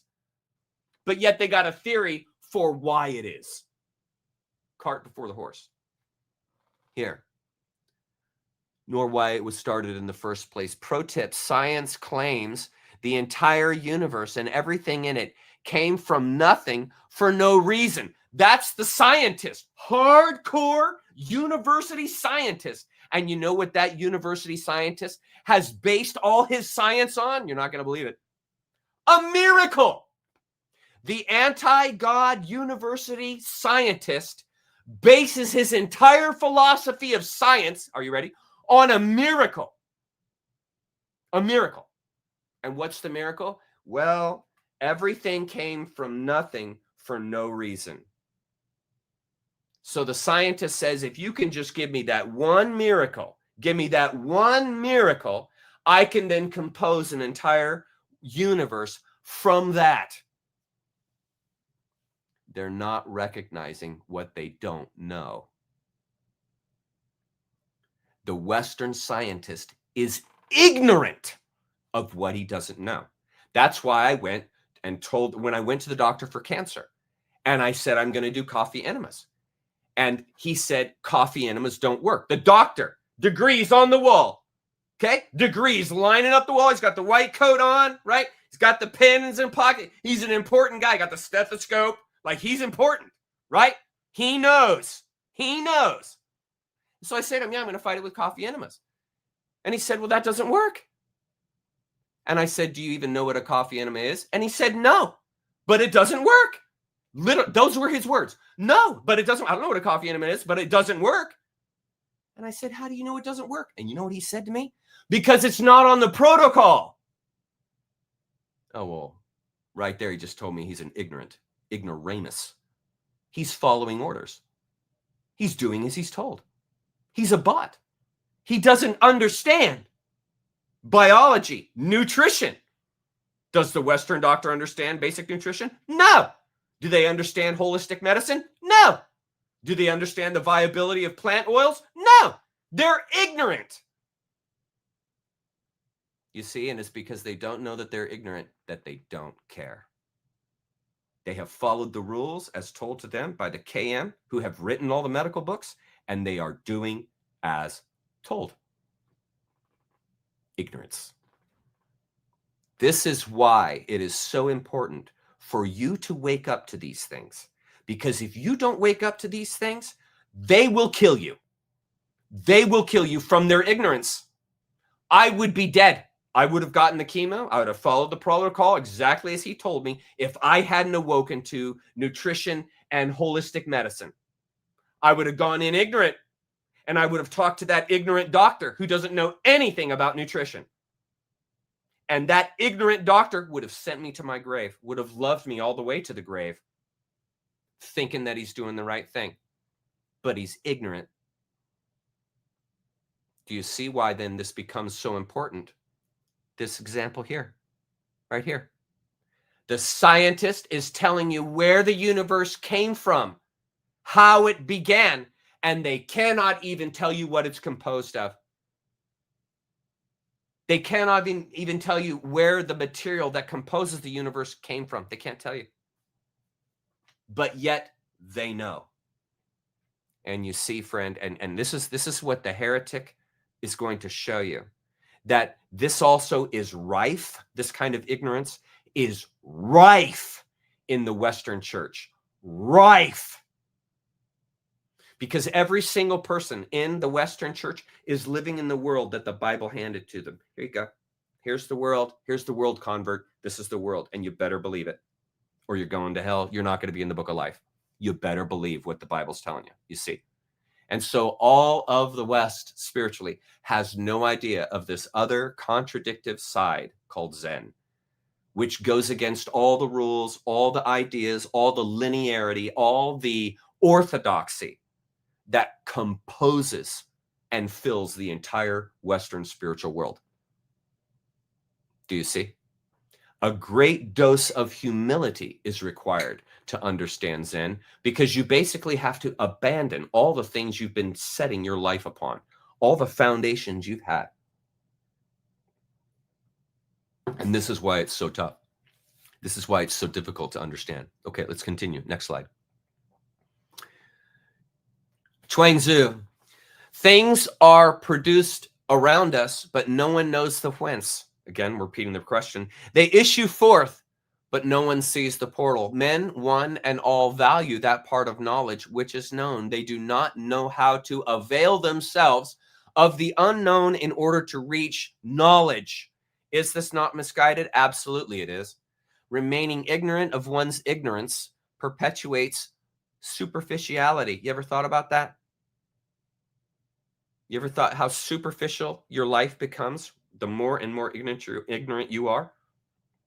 You see how it works? In Eastern philosophy, like Taoism, wisdom flows from Wu Wei, non-action or effortless alignment with the unknown. You see, no attachments, no try, isness, effortless alignment with the unknown. In Western terms, it's the Dunning-Kruger effect in reverse. Are you ready for this? Know your limits and use them as a contrasting springboard to more profound understanding. Follow now. Follow. I very carefully wrote this. Follow. The Dunning-Kruger effect is a cognitive bias that describes the systematic tendency of people here, in case it's a little bit too small for you to see here, that describes the systematic bottom left tendency of people with low ability in a specific area to give overly positive assessments of their ability. That's the doctor. That's the doctor. He's ignorant. And look, it just explained it. Look. Come on. Look here. Oh, so many buttons pressed. Okay. To give overly, the term may also describe the tendency of high performers to underestimate their skills. It was first described by the psychologists of David Dunning and Justin Kruger in 1999. And so this means that basically all your Western doctors, they give overly positive assessments of their own quote unquote knowledge, right? Of their own quote unquote knowledge. And so they think they're smarter than they are because they're unaware of how ignorant they are, because they know. And they paid the $500,000 to go to medical school to prove it. Do you see? This is how you instigate ignorance in a human being. Put them in a lie that they've had to pay for to realize. They will never, ever, ever, ever leave the lie, especially if you're supposed authority that they're paying to advise them. This is what composes the Western medical system. It's unbelievable. Okay, so continuing, also known as the overconfident, the unaware ignoramus, my former cancer doctor, the overconfident, unaware ignoramus reversed becomes the nonplussed aware genius. Did you follow what just happened? If you're the reverse of the ignoramus and overconfident, what happens? You become nonplussed. What does that mean? You're not reactive. You're low toned. Super high resonant frequency, but super low tone. Do you see the difference? That's a harmonic that comes off the high frequency. Even toned is you're walking into a situation that is really tough. You stay level-headed. You don't freak. You're unplussed. And because you're unplussed and not taken by what's pulling at you, guess what happens? You become a freaking genius. Because you're aware of your own ignorance, you're non-reactive to a world that's dying to get you to be reactive. You see, you are holding the ball. You are not behind the ball. You are holding the ball. You're not unaware. You're not hidey-flighty. I'm the spiritual master. Everyone look at me. I'm so none of that. None of that. You're right down in the trenches with everyone else, but you're shining light everywhere you go. You're shining light everywhere you go. And it's not because you're trying to shine light. It's because it's simply coming out of you. That's the flow. That's the Tao. That's the authenticity. That's the compassion. That's the empathy. It just is coming out, not because you're trying. Not because you're praying the right prayer and asking the right God and reading the right book. That is not what's going to bring out your virtuosity. Your compassion comes out through identity, through realizing what you are. And that all ties into knowledge. Know your limits. In other words, pro tip, here we go. Know your limits and use them as a springboard to expand your limits. You see, now watch. The concept of God is past the space of knowing. Yet we use the term God and personalize God to cognize God in some sense. This is how you use it to your benefit. Yet God is past cognizance, past words, past description. And by knowing what you do not know brings meaning about God, brings value to that which is known to you through your heart mind, the shin. Your unconscious, not your unconscious, not your conscious mind, your gut mind. In other words, your compassion, your love and empathy does not come from your mind. It comes from your heart. If you're trying, your mind is in the way of the flow of the heart because the mind is saying it knows. And when the mind says, I know, I've got the answer, I've got it figured out, right there's your glass ceiling. And the heart boop, bumps up against it, can't break through because you won't let it because you know. This is the Western pastor. He knows. He knows. He's got the scripture worked out. He's got the God worked out. He's got the Bible worked out. He's in the right group. He's going to the right place. He's thinking the right thoughts. He's saying the right prayers. He knows. So guess what? There's his glass ceiling right there. He's showing you right on the front end how ignorant he is to the spiritual world, because the only spiritual world he knows is the one that the Bible handed to him. And unfortunately, the KM were the editors for that book. So just how enlightened are you going to get reading that book? Not at all. There is no awareness, greater awareness available to you in the Bible. It doesn't exist. Jesus is telling you to follow him, that he's the way, he's the truth, and he's the life. Folks, that's a distraction. That's called a form. The way in true and life, the way to truth and life is in you. It's not in a figure of form from 2,000 years ago. It's in you right here, right now, and that's relevant to you. And if anything we need right now in the West is relevant spirituality, and we don't have it right now. It is irrelevant because everyone is looking outside themselves for answers. Everyone is looking outside to another book, to another time, to another dimension for their answers, for their understanding, I should say. You will find no understanding there. You'll find no understanding there because the Bible is not approaching the world like the Zen is, like Zen is. The Bible knows. It is telling you. It's not pointing at a space suggesting. It's pointing at the space and saying, that's what you are looking at. And if you think anything differently than what I'm telling you, that is, you're wrong. You're out. This is how you inculcate ignorance. That's exactly how you do it. And the reason why the Christian does that is because they're afraid. They're seeking answers outside themselves because they see themselves as fallen. So there's no answers there. And there's no answers in the world because the world is fallen. So the only thing that they can look to, the only form that they can recognize as an authority is the one that's been handed to them in the Bible. Do you see? Do you see the disconnect? And the Christian isn't aware. They're not aware that they're ignorant. They have no idea how ignorant they are because they have been told their whole life, this is the world in that book. And Zen is coming along and saying, actually, the world is a lot bigger, friend, than what that book has told you. And so by knowing this, see right here, we can use the term and we can talk about God, but we also understand, this is how you use the deficiency to your advantage. We also understand it's very healthy to have a conversation about this God that doesn't come into a form called God. So it's healthy and efficacious for us to dialogue together as friends and companions and co-minglers in this world, right?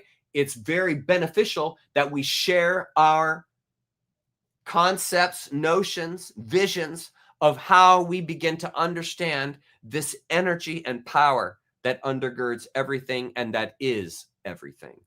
And so by knowing that God doesn't fit into words, that God doesn't fit into exactness like that, we then can loosely walk into that space without having the hard lines of saying, well, you can't believe that because that's the wrong belief.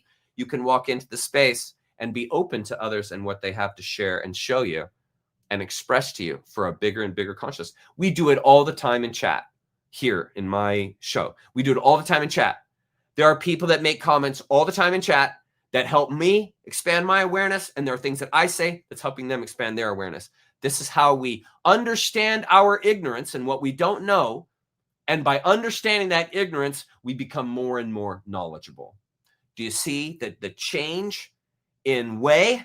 It's a different approach. It's a different course of walking along with nature. It's a different way. Let's go to the next slide. Page 17, Watts. A philosophy restricted to the alternatives of conventional language has no way of conceiving an intelligence which does not work according to plan. You see, according to a one at a time order of thought. Yet the concrete evidence of such an intelligence is right to hand in our own thoughtlessly organized bodies. Let me read that again. Yet the concrete evidence of such an intelligence is right to hand in our own thoughtlessly organized bodies. For the Tao does not know, this is key, the Tao does not know how it produces the universe any more than the God of spring knows how he produces spring. Just as we do not know how we construct our brains, and mama does not know how she grows a baby.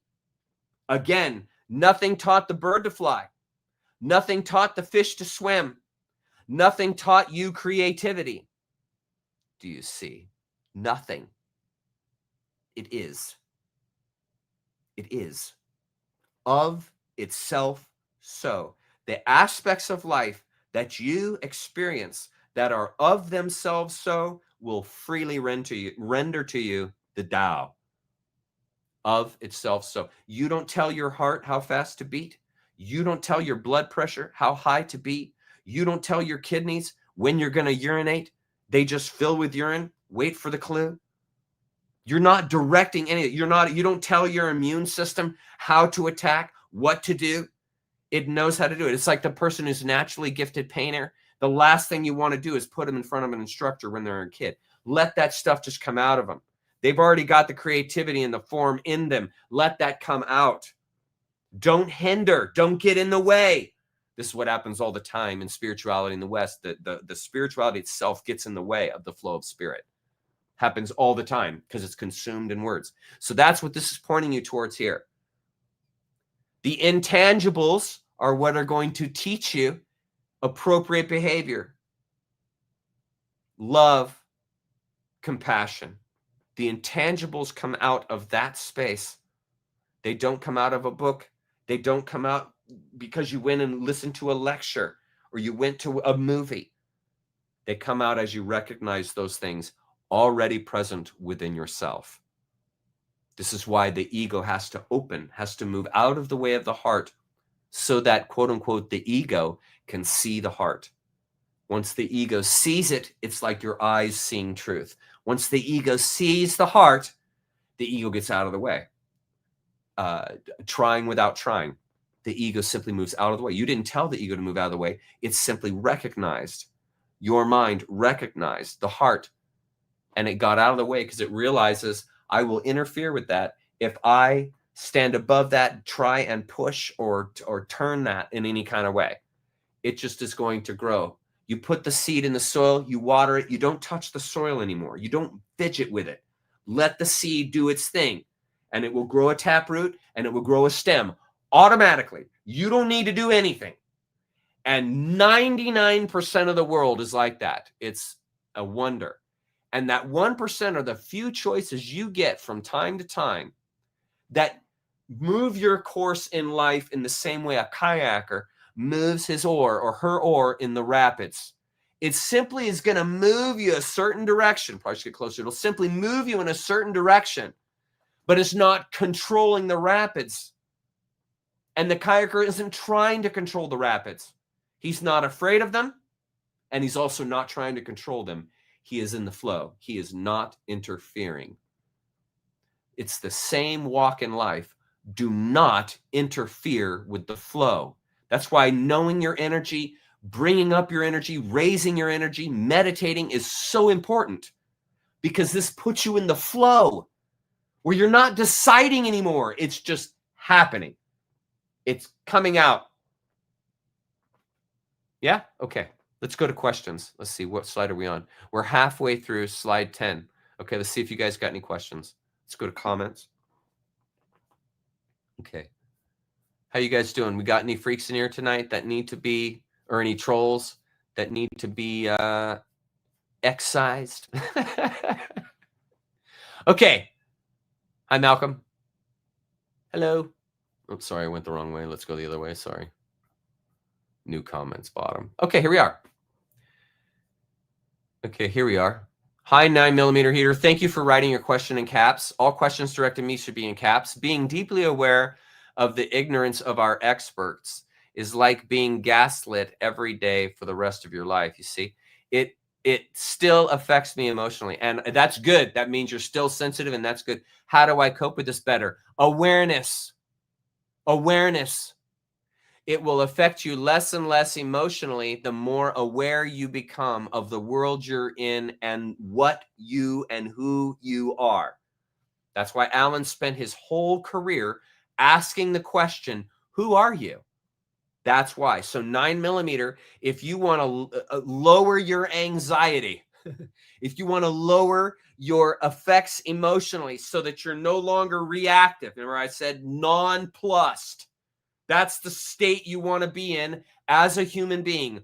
Nonplussed, not reacting, but calmly, methodically walking into the space without fear and responding appropriately. And your responses will become more and more appropriate the less you try to make them appropriate. You get it? They come from the heart. The heart has no words. The heart doesn't talk in words. Okay? Your mind translates what the heart is seeing. You see, and that's why there has to be a flow. The mind has to get out of the way so that that which is coming out of the heart simply is there. You're not trying. It's there. Yeah? And that will help you cope with it better. Great question. Great question. Yes, we do. Here we go. Hi, Lancelot. Hello, love. How can we continue to grow even in the culture that shapes everything and everyone we engage? Everyone we engage with, it's sometimes so defeating. I completely understand, Lancelot. This is where you shine your light, and your light becomes such a beacon and so bright that it becomes a place of refuge. It becomes a place of empathy and compassion, you see? So it can absorb all the nonsense without being reactive, nonplussed. And by being nonplussed, you offer yourself and your fellow human beings a person who's level-headed, a person who is coming into the situation in a space of love, compassion, and care, but is not overreactive, reacting to maybe something that's not so nice or something that doesn't make sense. Not getting reactive and hyped about that, but staying nonplussed and going about the situation, working through it methodically. It's like if you've got, if your dog is in some kind of surgery, you don't want the surgeon, when he sees something wrong, going, oh my God, what do I do? What do I do? Oh my God. You don't want that to be happening. You want the doctor to be like, oh, well, that's unusual. I didn't expect that. Here's how we're going to go about it. Nonplussed, non-reactive, but fully present in the moment. I'm not saying to numb yourself out. I'm not saying the answer is just, I don't care. Who gives a shit? I don't care. Not that either. Actually caring, but nonplussed. It's a flow. It's a rhythm. It's a balance. It's an equilibrium. It's not one or the other. It's both. You see? And this is what brings about the understanding. Here, what's this? Carry your heart through this world like a life-giving sun. Bam! Thank you, Michelle. Exactly. Exactly. Keep shining at esoteric. I'm going to write that down, esoteric, because I meant to make you a mod this week. I'm going to make you a mod, esoteric. Esoteric 3695. Okay. Yeah, I'm going to make you a mod this week, love. I've been meaning to do that for a while, so thanks for shining your light there. Thank you so much, love. Okay. Yes, they are. Many are still running from the light, and that's okay. That's why we're here. Thank you. Got it. Awesome. Awesome. Okay. I'm nonplussed outwardly, but it still hits me viscerally. Yes. When you no longer have that differentiation, 9mm, meaning that you are nonplussed, but you have compassion, and that's moving through you viscerally, but not in the reactive sense, in the compassion sense. You would never say to a person, you'd never say when you see a person offer compassion to another, right? You would never think that they're doing that mentally. When it's genuine, when it's authentic, you know that they're doing it without thinking. Action without action. Doing without doing. That's what that's pointing towards. And so the outwardly nonplussed, if you're thinking in your mind, okay, I'm not going to react because I'm a nonplussed person, that's not where I'm pointing. That's just simply getting all hyped inside, but forcing yourself to stay calm. I'm saying that in the midst of the strife, you don't even have the impulse to be reactive. You're already holding the ball. Last week, when I was describing the training for the swordsman, right? The young man walks into the room.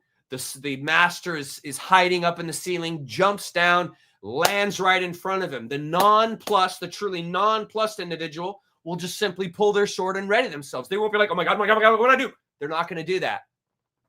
They're already in the space. The master has already jumped in front of them when they walked in the room before the master has jumped. In other words, they're prepared. They're in the nonplussed, non-reactive state. Here's another great example. Say like someone does something that makes you angry. Typically, they're saying something about you that you don't like to hear, that they say a lot, or whatever the case may be, that always is annoying you. Okay, all of us experience that. Okay, the nonplussed individual won't have a whole bunch of words and thoughts and anger going through their head when that person behaves in a way that's annoying. The nonplussed individual won't even have to try to contain their anxiety because there is no anxiety to contain. The nonplussed individual will not be reactive to that which annoys them, and they'll be able to walk up to that person and have a reasonable conversation without it ever getting angry, without ever getting to the level of the person who's instigating the anger. That's why you know if you become angry from someone else, they are controlling you. The nonplussed individual does not get angry because someone else is angry or is angry at them. The nonplussed individual stays level-headed and is able to work through the crisis without becoming the crisis. It's not a thought. So you're getting there, but it's not a thought. You're not thinking, I'm not going to react. I'm not going to get plussed about this. No, that's not it. There's not even the moment of getting to the place of I'm not going to respond. There's just no anxiety there. And this is how you know it's not something you do with your mind. The mind must be left because the mind is reactive. It's logical in its sense. It wants the answer, the final, the solution, right? So it's naturally reactive in its sense. You see, it's the heart that's non-reactive because the heart is outside of time. It knows all these things already. So orienting to the heart, you see, there's never that anxiety to build enough to come to the point where it's affecting you viscerally in one way and not in another. You won't be split like that. You'll be whole. I hope that makes sense. Okay. Yeah, exactly. It's a discussion. It's a dialogue. Exactly, Lucas. And I love your picture there. That's really cool. It's a dialogue. Taoism is a dialogue. It's just like Buddhism. It's a dialogue. It's a space you walk into. What is this? Yeah, that's why it didn't work and I tried. Okay, good. All right, good. You guys are listening. You don't have questions. Let's move on. Let's go to the next subject. Okay. Next. Oh, it wouldn't be me. It wouldn't be me if I didn't. What's this? It's so hard to feel powerless. How do you get that feeling out of yourself? Hurts so bad to see everything. It's so hard to feel powerless. How do you get that feeling? Oh, knowledge, awareness, experience. You will feel more and more power, which is the power that you truly are, the more in touch with your identity you become. Because all of that strength and power and love and so forth is inside you. You don't get it. You don't hunt for it. You don't ask God for it. You don't ask some kind of spirit to bless you or something like that. That's not where you're going to find this feeling of power, this feeling of assertiveness. You're not going to get that from someone outside yourself. That comes from within you in your personality traits and in your characteristics. And these build and strengthen as you know yourself more and more. The way you know yourself is by exposing yourself to different philosophies, exposing yourself to different experiences, spending time with different kinds of people, going through life and having accomplishments and failures, you see. And this is going to remove the feeling of powerless because as you go through more and more of these experiences that challenge you, you realize, you know what? There's a strength in me that I can tap into. Any person who's had a really hard life and grew up in a real abusive situation and has changed their life, they'll tell you this kind of story. They'll tell you that they recognized that they had this impossibly unending love inside them. And the abuse had simply covered it over so much that they couldn't see it anymore. And it wasn't until they did that inward search and they did that meditation and they realized, I am in control, meaning of my attitude, of how I respond to all that has happened to me. And if I change my attitude with my heart, mind, you see, then that changes my world, because that changes my perspective. Because if I change my attitude, it's going to change my behavior, and it's going to change my perception of what I'm actually seeing and experiencing. So to escape the powerless bubble, you see, is through knowledge, self-identity, not through a religion, through wider angle lens, wider experiences, getting around people that don't just tell you the things that you want to hear, but getting around people, true friends, who are honest with you and tell you what you don't want to hear. You see, and this removes your powerlessness, because you begin to recognize, hey, this is an area where I'm insensitive. And if I built my sensitivity in this area, then I wouldn't be as apt and prone to behave that way. You see? Very commonsensical, very practical. That's one of the good things about Zen, is it's very down to earth. It's not going to ask you to subscribe to some crazy wild ideas. It's just bringing you the world in a very practical, matter-of-fact way that you can understand really lucidly and clearly. And by having that kind of lucid understanding, that clear understanding, you see, you begin to remove all the anxieties, all the lessness that's been programmed into you, the sinner that's been put into you. You begin to see past these foreign, these false ideas that have been put into you through your upbringing. Okay, good. Okay, let's go back to the lecture. Media assets. What slide are we on? This one. Continuing. Alan is pointing out the limitations of traditional Western philosophy, which relies on a conventional language that is structured, logical, and sequential, you see, in expressing ideas, subject, verb, object, sentences, cause and effect, reasoning. Yet, that's the Western mind, yet the concept of cause and effect is a convention. Just like the words that we put on God to label and name God, those are conventions. The idea of God is a convention. You have to get out of the linear understanding and move into this oneness, holism understanding that isn't pinpointing everything out, but understanding that all the pinpoints compose a whole, a pantheism. God everywhere, everything. Do you see? And when you begin to see that, see what happens to the world when you see it as God carnated, or God incarnate, like it's the manifesting of God. What happens? Your respect and love and wonder for it grows exponentially, because you see God in all things.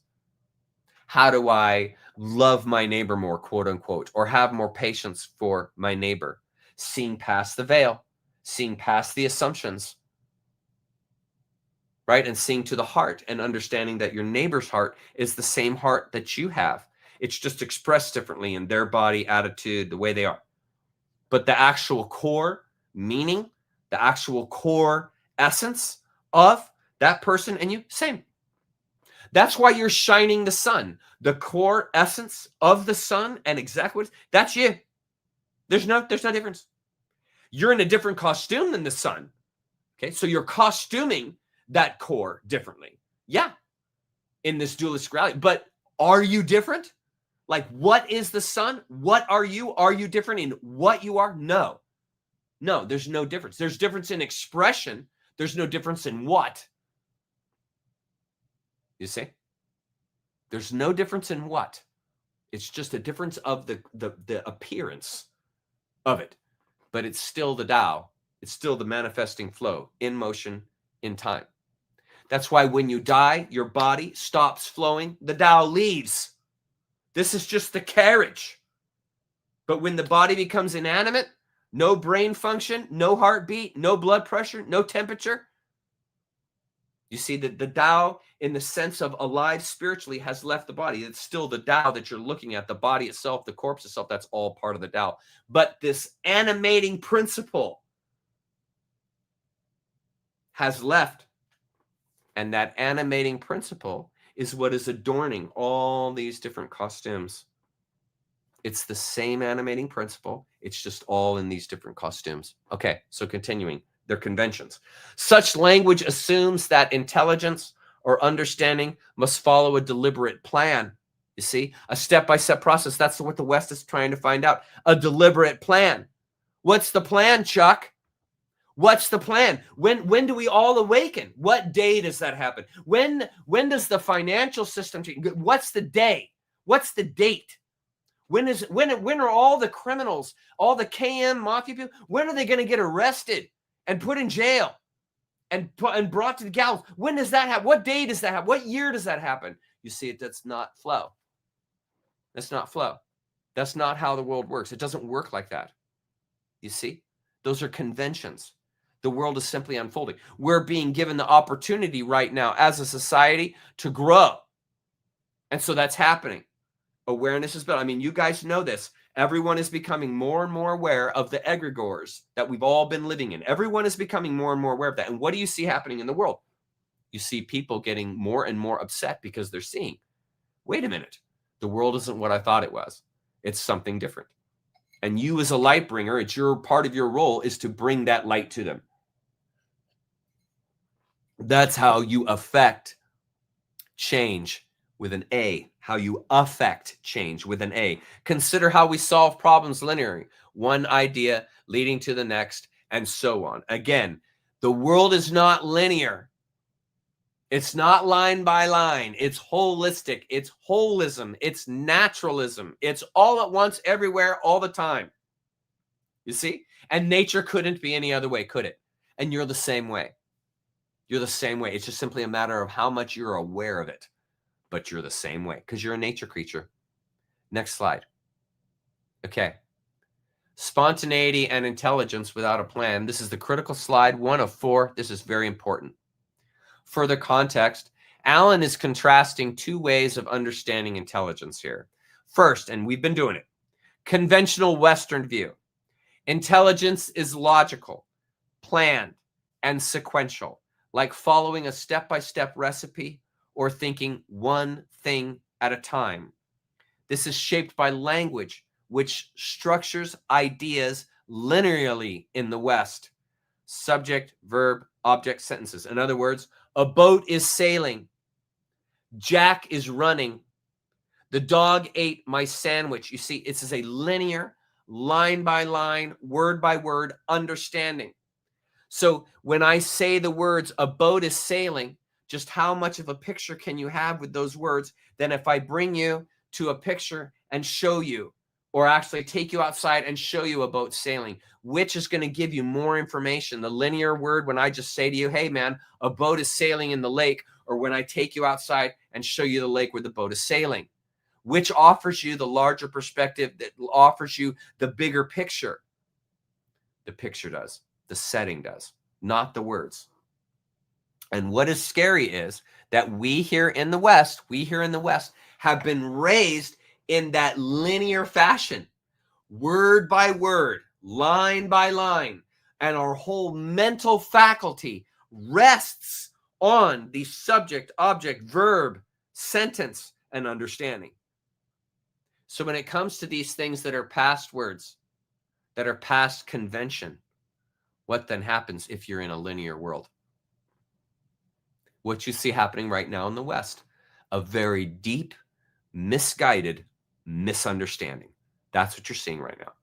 A systematically guided misunderstanding, because who has guided the world?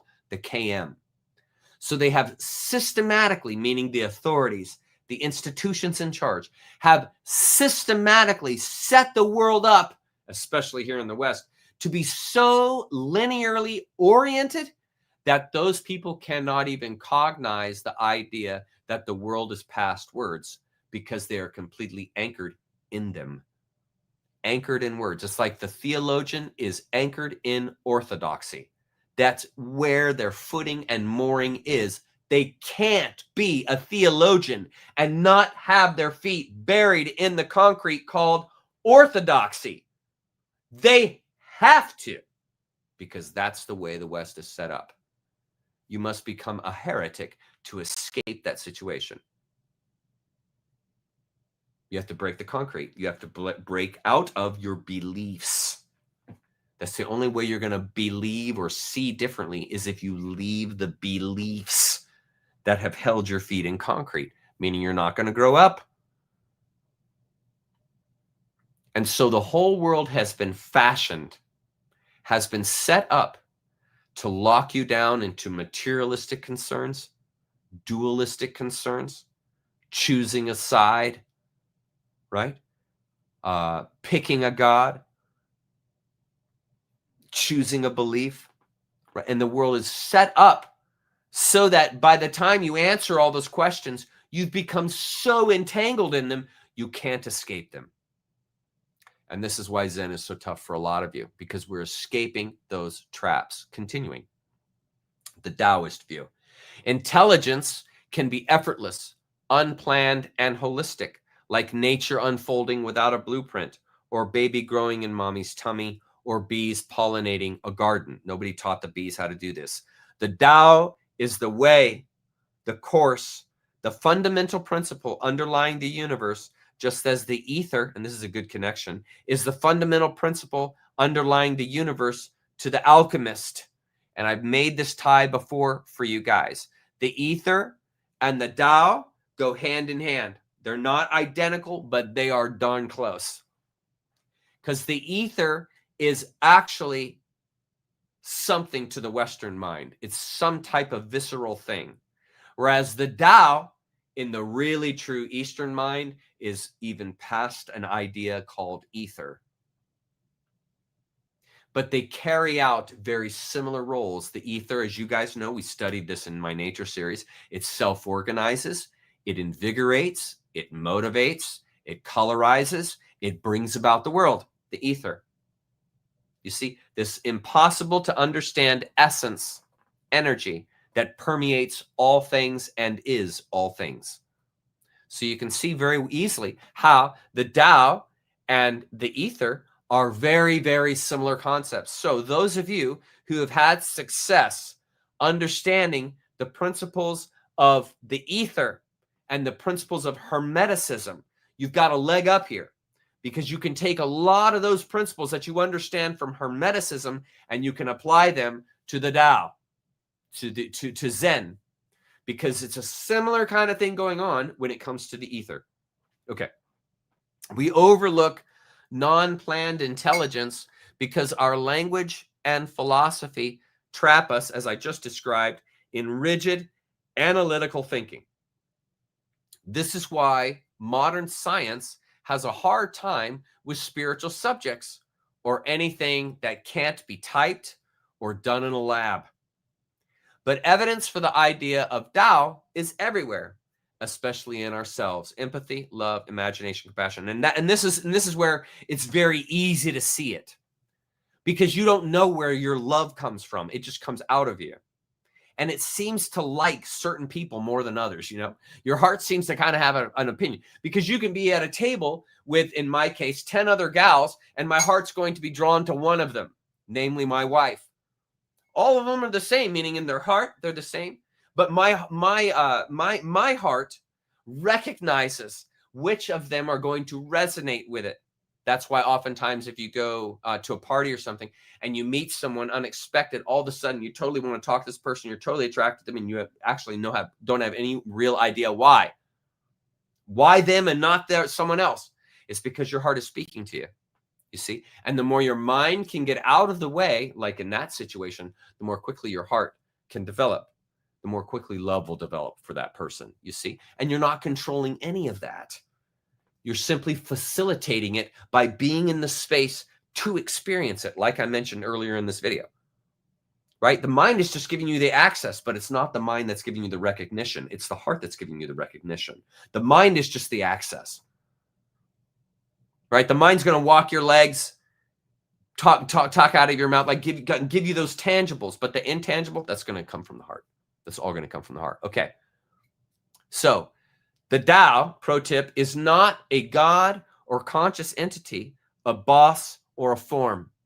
The Tao is an impersonal force, that is no force, that flows naturally, self-organizes, and manifests everything without intention. You see, there's no intention with the Tao. There's no plan. There's no knowing in the human sense. Just because nature cannot be described doesn't mean it doesn't exist, you see? Just because somebody can't describe you doesn't mean that you don't exist. It's simply because you're past description. And this is why it's a personal journey. This is why it's a personal journey. Because what translates for someone else to understanding doesn't necessarily translate to you. And you have to go and find those patterns that resonate with you. It's like discovering your skill set. You have to experience different portions of life to begin to notice, hey, I'm really attracted to that, or I'm really interested in that, or that makes me really curious. And you found that out, and you see that's your heart, man. If you guys want to know what, like, seeing the Tao in real space, that's your heart. When you're attracted to someone and you don't know why, that's the Tao. That's your heart coming out, hoping that your brain catches, that you're not ignorant, but that you're sensitive, and that you sense, you know what? There's something special about that person. There's something special about that kind of job. I want to learn more about that. You see? And you didn't decide any of that. You didn't decide your favorite food, color, or your wife. You didn't decide any of these things. You found that stuff out if you're truly following the heart. You see, and this is what composes Zen. Okay, next slide. For the Tao does not know how it produces the universe, just as we do not know how we construct our brains. Pro tip, just as we live, but can't put our own life into words, so also nature lives, but does not know how to fit into words. You see? Everything is all past words. It's concepts, perspective, awareness. The Tao is the ultimate example of effortless intelligence. Isn't that beautiful? Wouldn't you love to be a person of effortless intelligence? That's how I saw McKenna, especially when he would speak to groups. He had an effortless intelligence, the way he spoke, that just flowed out. And it was absolutely beautiful when someone is able to take really incredible intelligence and put it into an effortless flow so that you, as the recipient, hear those words, sense the authenticity, and can understand, now I can understand where they're pointing. I see it. That's the gift of effortless intelligence being conveyed to you. The Tao manifests the universe without deliberate knowledge or intention. Again, there's no telos with the Tao. Unlike Western religion, which has taught you we're headed for tribulation. That's when the change comes. We're headed for this destination. That's where we're going. That's what's happening. When you die, this is what's going to happen. This is where you're going to go. This is likely what you're going to see. You see, none of that is Tao. That is all Western obsession, Western obsessive mind, putting things into words, putting it into a plan. There's a plan in the Bible. There's a plan. And God is carrying, how does God carry out his will? Right? Because he's got a plan. Right? And his will is his plan. And so your job as a Christian is to find out the plan so that you can be a part of the plan. Problem is, you're not the plan. You're putting yourself into a plan, which isn't you. That's called socialism. That's called aligning to the society, an institution, not your heart. Your heart is not the society. You didn't come here to be a part of someone else's dreams, of building the societal dream. No, you came here to fulfill your urges, meaning your gifts, that which interests you, that which calls you. That's why you came here, to experience that uniquely, you yourself. You see, there's no plan. It's simply being present in the moment now with as wide an angle lens as you possibly can afford. The Tao manifests the universe without deliberate knowledge or intention. It is not a God with a plan or a scientist with a formula. The Tao is a stream, not a destination, a self-organizing unfolding, not a blueprint handed down. Okay? We make the tribulation real when we believe the egregore. We make the tribulation manifest by believing there's going to be a tribulation, by believing everyone's getting wiped out. We make that come true. It's called the collective unconscious. We make that come true when we insist that. This is why the KM tried to get you to believe that you're a Christian and that there's a tribulation coming, because they want you to bring forward the lie that they are perpetrating. You get it? So when you awaken to the lie, you no longer will carry out, you will no longer enable the egregore. This is how you escape knowledge, light, wisdom. That's how you escape the traps. Okay.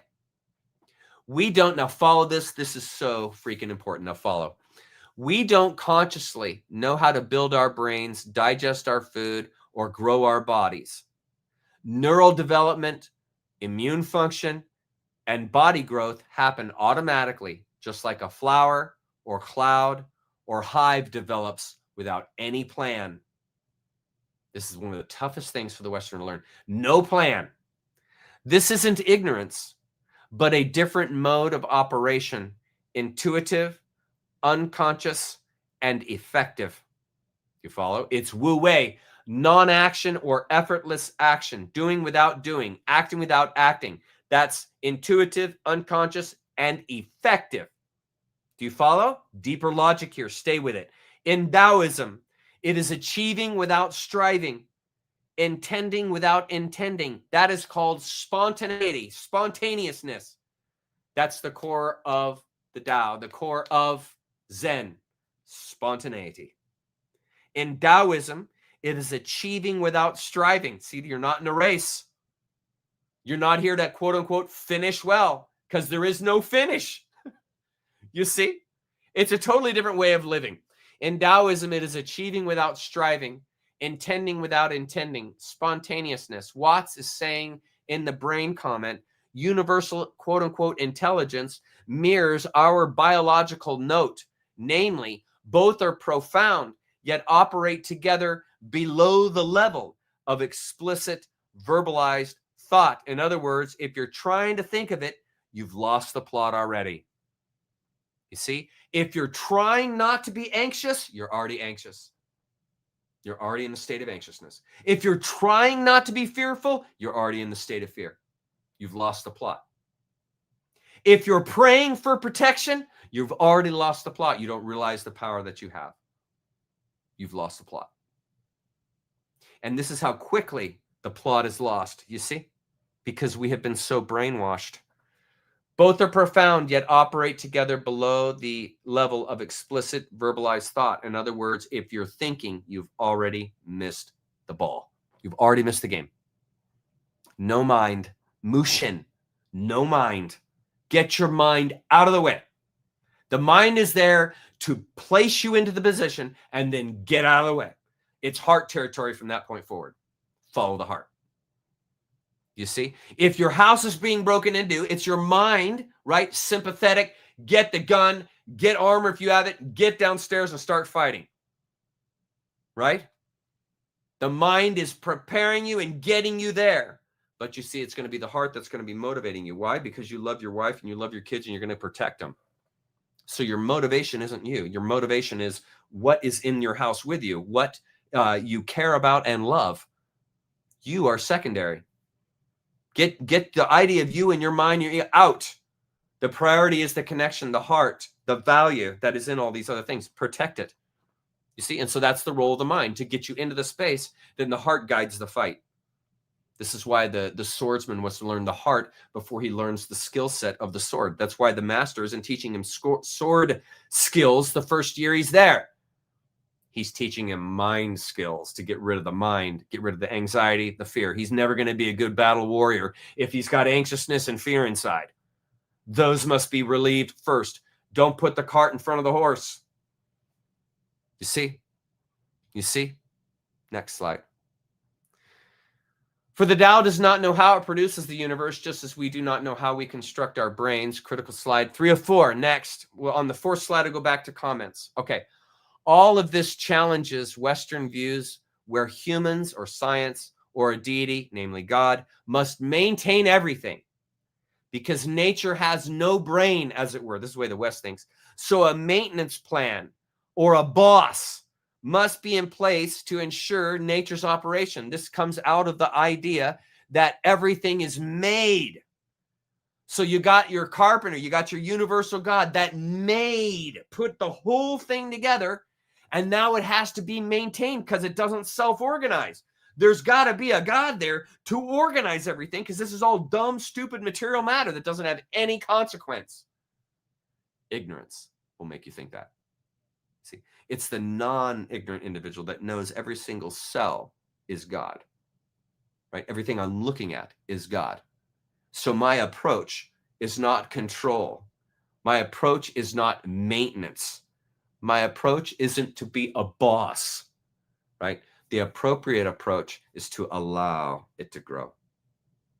Provide the nutrients, namely your experiences, knowledge, wisdom, and then allow it to grow. The world is the same. You are the same. Everything you interact with is the same. It all is composed of this wondrous essence. And the idea is to get out of the way, allow the development to take place of itself. So this is how the universe is created. Sorry, not created. This is how the universe grows. Do you follow? And even me, after all the work I've done, I still sometimes will slip like that and say that the universe is made. It's not, it grows. But you see how hard those words have been put into us. And it takes a long, I cannot tell you how long it took me to stop calling God he and start calling God it, because it's past any kind of gender. You see, and you get so beaten down with all these words and that the world is composed of words in the West. You get so beaten down by that when you approach something that has nothing to do with words and is pointing to everything past words, it's really tough. It's really tough. And that's why I'm really working hard in doing this stuff to try and help you guys see it more clearly. Okay. So today, modern science says to blot the sky with barium and aluminum nanodust to save the planet, you see, in interfering with nature because the Western man wants to control nature's operation, wants to control what's happening. And that is inappropriate and dysfunctional. It's like controlling an artist. You don't tell the artist how to paint a face. You don't tell the artist how to paint a car. You don't tell the artist how to paint a sunset. They figure it out. It's already in them. And it's the same thing with nature. Stop trying to fix something that isn't broken. It doesn't need to be fixed. You're trying to fix it is what harms it. Namely, spraying barium and aluminum dust into the air harms nature. Injecting people with nanoparticles, carbon nanoparticles, harms the collective. And this comes out of the idea that the collective doesn't have an immune system enough to fight out the very diseases that it contracts. Do you see, guys? Do you guys see when you start taking this apart further and further, you can see the pattern after pattern after pattern of oppression that has been foisted upon us? You know, like not just at the activity level, the eye level, but like the fundamental behind it. It's like that line from Patriot Games from James Earl Jones when he says to Jack Ryan, listen, everyone's going to lie to you in DC. Everyone will lie to you. It doesn't matter that they're lying to you. What matters is finding out why are they lying to you. Find out why they're lying to you, and you will get a much bigger picture than what the lie is they told you. Nature's the same way. It's the same way. We get out of the way. We allow it to grow. We understand its fundamentals, and we simply tease and ornament the flow. That's called society. That's called skyscrapers. That's called art. We're teasing a larger reality into the flow. We're not controlling the flow. We're teasing that larger reality into the flow, with the flow, becoming up with the flow. You see, it's amalgamation, drawing in together. You see? Okay. Continuing. Inject everyone with nanoparticles to maintain quote unquote health, which we know it doesn't. Cut down forests to quote unquote save them. I don't know if there's anything that makes me more frustrated than the continuing to cut down all these beautiful forests and not growing hemp plots, because you get better fiber, better product, and it regrows every year, and it uses less than 20% of the nutrients in the soil. And you get a new crop every year, and it's a better fiber than anything that any tree could ever give you. Why are we not just leaving the forests, doing slight maintenance that they need, and then leaving them to grow? You know, it's that kind of madness that drives me crazy in the society, because the obvious isn't obvious, or they don't want it to be, obviously, because they don't want hemp products. They don't want people realizing this is a gift from nature. This stuff can transform your world. Anyways, I'm not going to get off that tangent. Continuing. Coffee enemas are bad. Chemo is good. These are all lies. Utter madness. It is the same madness as the federal government deciding they should be in charge of education, or the Christian's attempt to have dominion over nature, or the scientist who teaches that everything came by happenstance, chance, from nothing, for absolutely no reason. In other words, we have been led by the least among us. I think that's fairly obvious case there. Finally, last critical side, we'll go to comments. One of my all-time favorite memes there on the right. The Western planning God has a personal will and opinion, and so demands obedience, adherence to law, and following orders, because we are in a compromised place and position, needing constant accountability, maintenance, and order, as human nature can't be trusted. Do you see the lie? Do you see how many lies they've put us in? Adherence to law, following orders, that we're compromised, and we're in a position needing accountability and maintenance. That's what they think of nature. That's how stupid they think nature is. That's how ignorant they think nature is. Incredible. The Taoist idea liberates from Western religious tyranny. What do you mean tyranny, Chuck? I'll show you right here in this meme. Knock, knock.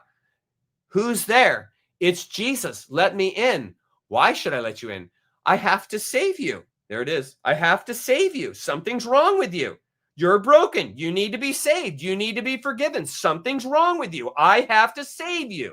You see? From what? Exactly. From what? Well, from what I'm going to do to you if you do not let me in. That's the tyranny. That's why I tell you, Christian love is conditioned. The love in Christianity is conditioned. No, Chuck, it's unconditional. No, it's conditional. You must believe you're a sinner. You must believe you need forgiveness. Then it's okay. Then you get the love. But if you don't believe and you don't ask forgiveness, you don't get the love, because the love is under condition. You get hell.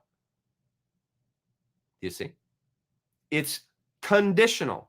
Any person who ever tells you, any Christian that ever tells you that God's love, Jesus' love is unconditional, that's a lie. That's a lie if they're speaking from the Christian world. Period. It's under condition, and therefore it's not authentic. Authentic love is not conditioned. The love I feel for my wife comes out of me. I haven't conditioned it. It just comes out and I express it. There's no condition there. It's free-flowing, and it has been like that since I met her.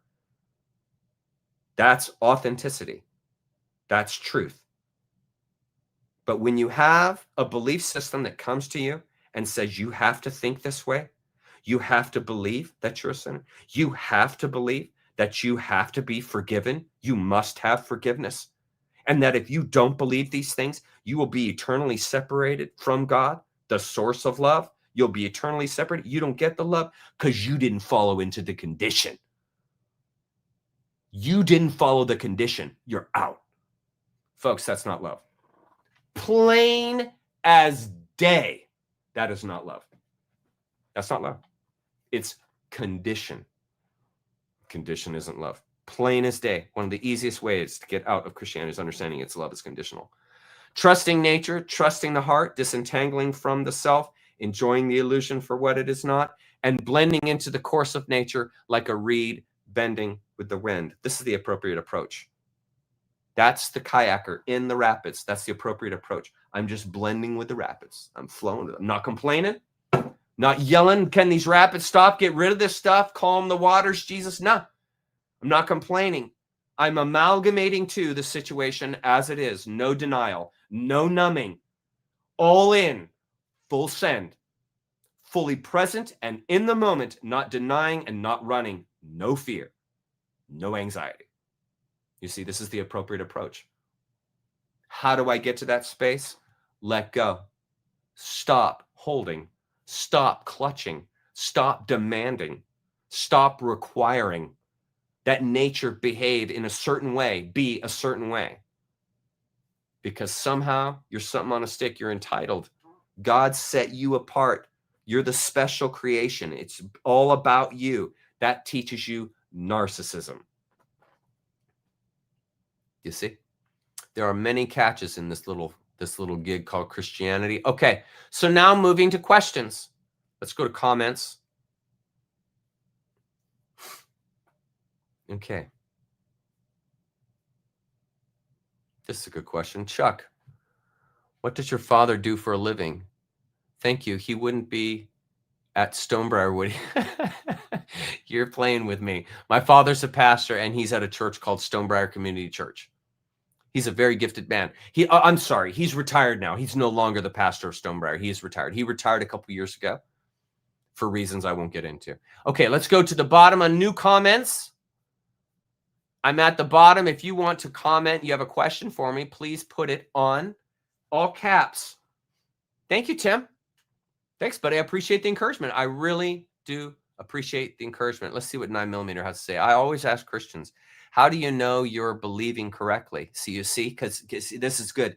Or try to explain to me how to believe the right way. It's all so logically phallus and falls apart. Yes, yes. And the easiest one, 9mm, the easiest one to understand is that you know and I know, and the sinner will know, the person you talk to, that a sinner can't be trusted. Okay? Can a sinner be trusted? No, you can't trust a sinner. Okay? The heart is fallen. You can't trust a sinner. Okay. Therefore, if I am a sinner and I believe that I am a sinner and I can't trust myself because I am a sinner, how can I trust the opinion that I have that I'm a sinner? Because that opinion is coming from me and I'm a sinner and I can't be trusted. There's your double bind right there. There's no Christian that can escape that bind.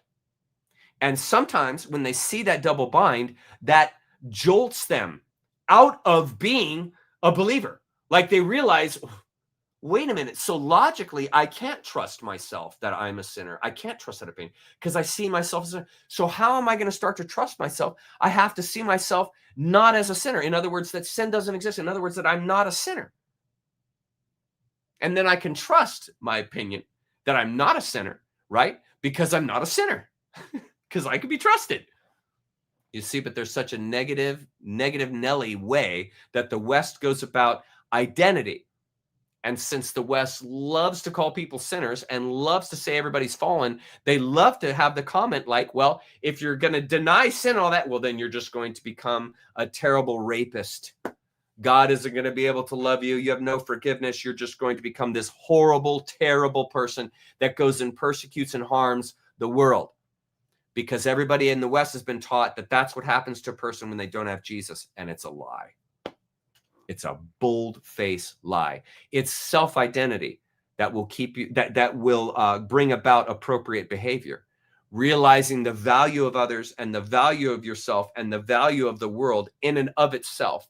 And that baseline value will bring about appropriate behavior because we respect what we value. We love what we value. We care for what we value. You see, that's how you change the mentality. Here we go. Hi, Esoteric. I want to be in your gang, Chuck, called the alarm clocks. I love your sense of humor, Esoteric. That's right, because nobody likes an alarm clock. I've gotten used to. No, not a lot of people not like me, especially Christians, because I'm an alarm clock. I say things they don't like to hear. Yeah, we are sovereign. That's the truth. How many of you are using? I use cannabis every day for what it's worth. It is a wonderful mind-expanding tool for what it's worth. For what it's worth. You've been lied to about. I cannot even believe how badly people have been lied to about cannabis. Do you guys remember seeing that sign from the 80s that said, this is your brain on drugs, or this is your brain on marijuana, and this is your brain or whatever, and they showed frying eggs to try and get you the idea that when you smoke cannabis that you're frying your brain? Is the biggest load of crap. The funny thing is, when you're taking the SSRI, you're frying your brains, right? When you're taking the what is it called? Hydroxycodone or hydrocodone or something, you're frying your brains. Frying your brains. Completely destroying your brains. When you take all the painkillers they give you, that the doctor, the painkiller, you know what those do? They destroy your brain cells. They dumb you down. Why do you think the KM is trying so hard to get everyone addicted to painkillers? Why do you think that is? And alcohol? Because they numb you. They numb you. You remove yourself from relevance because you have numbed yourself out. And if you use those painkillers for years and years and years, like Tylenol and stuff, not only does it totally destroy your liver, but it destroys your ability to cognize and think. So it's so funny is you have all kinds of parents who will come down really hard on their kids because they smoke marijuana. And meanwhile, they're at home taking all the prescription drugs and drinking the alcohol, 10 times more destruction to their brain. And they're calling the kid bad. You see what happens? You get an absolutely nuts society that doesn't realize that they are destroying themselves. No clue. They are ignorant to what the painkillers, the SSRIs, the chemotherapy, the radiation, they have no idea what it's doing to them. None. None. They have no clue. They are totally ignorant to what they don't know. How tragic is that? I don't say that to mock at all. I say that this is a serious situation and it is extremely tragic. It's extremely tragic. It's so poignant to see how powerless people feel. Even among more aware people, you see it so much. That and the doom and gloom attitude that comes with it. Truth? Truth? No. I used to. Yeah, that's sad. That's really sad. And now you see why, Mr. Dunham. I'm sure you understand why they put you in prison, because the KM doesn't want anyone using weed, because it's a drug that expands your consciousness in such a way that you settle down and you're able to see truth. This is why all the KM, they don't allow any of their victims use cannabis. They can use all the heroin they want. They can use all the cocaine they want. They can use all the illicit drugs they want, right? You know what I'm saying? But they cannot ever, never let your, meaning if I'm the KM, never let your subject use cannabis, because they'll wake up. And this is why they have demonized it. There's a reason why they list cannabis in the same, the same category as heroin, as meth, as meth. Cocaine is 2. It's not even a 1. Cocaine is not even considered as harmful as cannabis to the drug agencies. I mean, it is so crazy how brainwashed people. It is crazy. It's crazy. Yeah, and so that's tragic. I heard a guy that served 20 years for carrying a joint. Okay. Let's see what other questions you guys have. What about all these cannabis places popping up everywhere? Yeah, those are in the legalized states only. Yeah, exactly. Same with shrooms and peyote. Those will also expand your mind. You want to expand your mind, take shrooms and peyote and cannabis, and I tell you, it will expand. You won't be ignorant like so many other people that don't use it. Fortune. Hi, Fortune. Hi, Chuck. What did you think the root of nihilism is a lack of self-awareness. Is it a reaction or a way of being? Both. I love you. Happy to see you. Yeah, happy to see you too, love. Yeah, it's from a lack of awareness of oneself. That's why the Buddha, when he went into asceticism, the reason why he left was because basically you're participating in a living nihilism. I mean, what's the ascetic doing? They're not affecting the society at all. They're not contributing at all. They're out in the forest in the middle of nowhere eating a rice grain a day, meditating. You see, so they're not spreading their color. They're not spreading their joy. They're not spreading their talents and gifts to the collective. Why do you think you came here? Do you think you came here so that you could isolate yourself and never be around anybody? Do you think that's why, or do you think you came here to help shine light to the world? To be an asset to the community? To love and cherish others, to shine and share your love with others. Think of how much life and beauty you bring to someone else when you're able to actually share love with them. What's the ascetic doing? They're out completely, well, in many ways, acting as a narcissist because they've completely separated and left the society completely. I'm not trying to judge them. I'm just saying that that's essentially what they're doing because they're not contributing.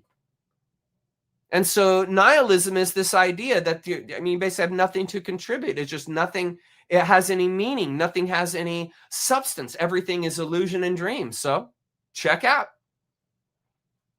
You see, to me, it's not a good idea.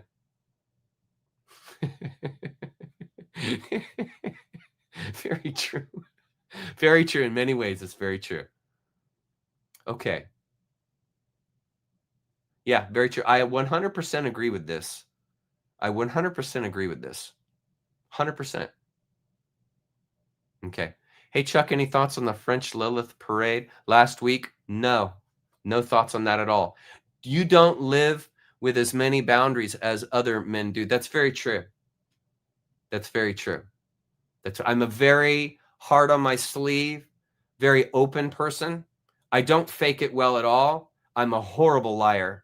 That's why in many ways I couldn't take on a lot of the sales jobs that I could have growing up. It requires you to kind of bend the rules in many ways and many times. Chuck, could you say for loving oneself, you also have to let yourself go? Well, yes. To become wild as in being nature. Yes. Yeah, really, if you think about it, to love others, I love another more and more the more I let myself go, if you think about it, because I'm giving myself to that person. I'm giving my love, my energy to. So the more I can let go of, meaning the more the ego releases, as far as here is concerned, as far as the body's concerned, right? The more that there is to give, right? And to me, that's why we came here. That's why, to give and love others, to share that love with others, and to help the collective, be a part of the growth of the collective, to participate. That's another problem with the ascetic. They're not participating. They're checking out. You know? I don't mean to knock it, but I got to tell you that the whole nihilistic asceticism thing, you're not contributing to the betterment of the society. You're focusing on yourself, fine, but you're not participating. And to me, that's what brings about life. That's what brings about understanding, is participating. So yeah, in many ways that you want to remain untamed, untaken. You want to be disobedient. Don't follow the rules. And I'm not talking about like, well, I'm not going to follow the rules, so I'm just going to start running red lights, running stop signs, and then if anybody's in the road, I don't care. I'm just going to mow them over because it doesn't matter anymore. That's not what I'm talking about. That's a Western kind of thing to say that. That's not the kind of thing I'm talking about. I'm talking about disobedience in the sense of, I'm not going to believe that, Mr. Scientist. I'm not going to believe that, Mr. Pastor. I'm not going to believe that, Mr. Bible. That's what I mean by disobedience. No longer doing as you're told. You didn't come here to be a bot and to follow orders. You see, so that's what I mean by wild disobedience, not falling in line. That's what I mean. I don't mean becoming a tyrant. Right? There's a balance there. Okay. Continuing. Okay. Continue here. Let's go.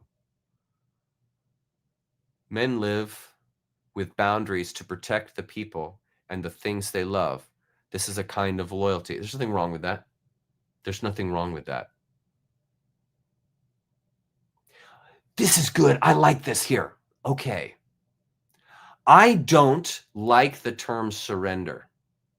I like the term of letting go, but you're not surrendering to nature. When I let my parents' hand go, I'm not surrendering to them. When I let the figurative idea that I've let the hand of God, quote unquote, go, that's not surrendering, right? That's equating. Do you follow? That's equating. So remove this idea that you are to surrender to nature. Nature doesn't want you to surrender any more than your parents want you to surrender. Okay. Nature wants you to join in. Nature wants you to stand on your feet, get off your knees, stop being prostrate, stop surrendering, stand on your own. The position that I'm pointing towards here is not surrender. That's a Western thing. That's a Western God that wants you to surrender. Nature doesn't want you to surrender, in my opinion. The whole idea is to grow, not surrender. Okay? So release is very different than surrender. So just be real careful there, because the West really, really likes, and Christians love the idea of being on their knees, being prostrate. They love that idea. They love bowing in front of God. They love that concept. I am nothing, you are everything. That whole self-immolation idea, Christians love that kind of thing. And it's hard to get out of that habit. That is an inappropriate behavior. That's a taught subservience. That's inauthentic virtuosity, because it's all mind. That's a program, right? And so the idea isn't surrendering to nature. The idea is to amalgamate with nature. See yourself and nature as one. Equate these things. There's no surrender involved. There's no forgiveness involved here, because nothing's broken. Nobody's offended. Nature, like a parent, wants you to grow, develop, become. But you see, it's a give and take. You have to initiate. In other words, get off your freaking knees. Stand up. Initiate. Stand up for yourself. Discover that which you bring to the collective, and please share it. Art, writing, speech, beauty, something. What? Bring it to the community to beautify the community. Okay? No surrender. No. No, get that out of your head. No surrender. No. Standing up for yourself, becoming a part of and joining together, right? But get off your freaking knees. Don't do that. Get off your face. Don't be prostrate. That's what the Western God wants you to do. He wants you to bow. We're not going to have time tonight, but there are slides that we'll get to next week where I directly talk about that. In that the Tao, what is it? The Tao flows to the left and to the right. It loves and nourishes all things, but doesn't lord it over them. It accomplishes merits, but makes no claim to them. What is the Western God doing? It's lording over. It lords over its creation. It's his, not yours, his, right? That is the opposite. That's the antithesis of the Tao. It does not lord it over what it loves and nurtures. And when it accomplishes merits, the Tao makes no claim. What does the Western God do? I did that. You worship me. Don't worship anyone else, just me. I'm a jealous God. What are you seeing when you see that compared to the Tao? You're seeing narcissism. That's a narcissist. The Tao is not narcissist. It doesn't make claim to its accomplishments. This is the perfect humility. The person that accomplishes merits but makes no claim to them. I mean, that's the model. And what is the Western God showing you as a model? Narcissism. Bow. Get on your knees. And if you don't get on your knees, someday, this is what the Christian loves to say, someday you will bow and you will confess. That's tyranny. That's tyranny. Telling someone someday you're going to bow and you're going to confess that Jesus Christ is Lord. That's tyranny. That's narcissism. Get away from that person. How about them apples? When you begin to see this, when you begin to triangulate the behavior of Yahweh and Jesus, when you begin to triangulate these things, you then begin to see through what they're saying. And it is very important that you understand the psychology, or you will be caught in it. And many people every day to this day die thinking they're a sinner. They are caught in it. You have to think differently. You have to widen your perspectives if you wish to escape. Yeah? Okay. Yes, I agree completely. Okay. Shall we? Yeah, you guys are doing fine. Let's go back to our slides here. What is happening? Comments. Here, media assets. Okay. So we were on that slide. So our next slide here is here. Slide 15. Page 18, Watts. The conventional relationship of the knower to the known is often that of the controller to the controlled, and thus of Lord to servant.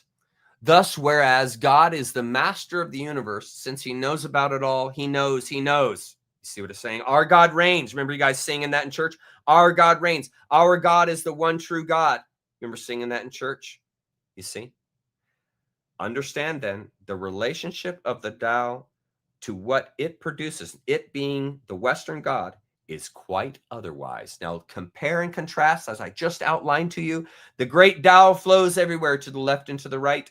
All things depend upon it to exist, and it does not abandon them to its accomplishments. It makes no claim. It loves and nourishes all things, but does not lord it over them. And then again, just compare and contrast to the Western God. The Western God knows.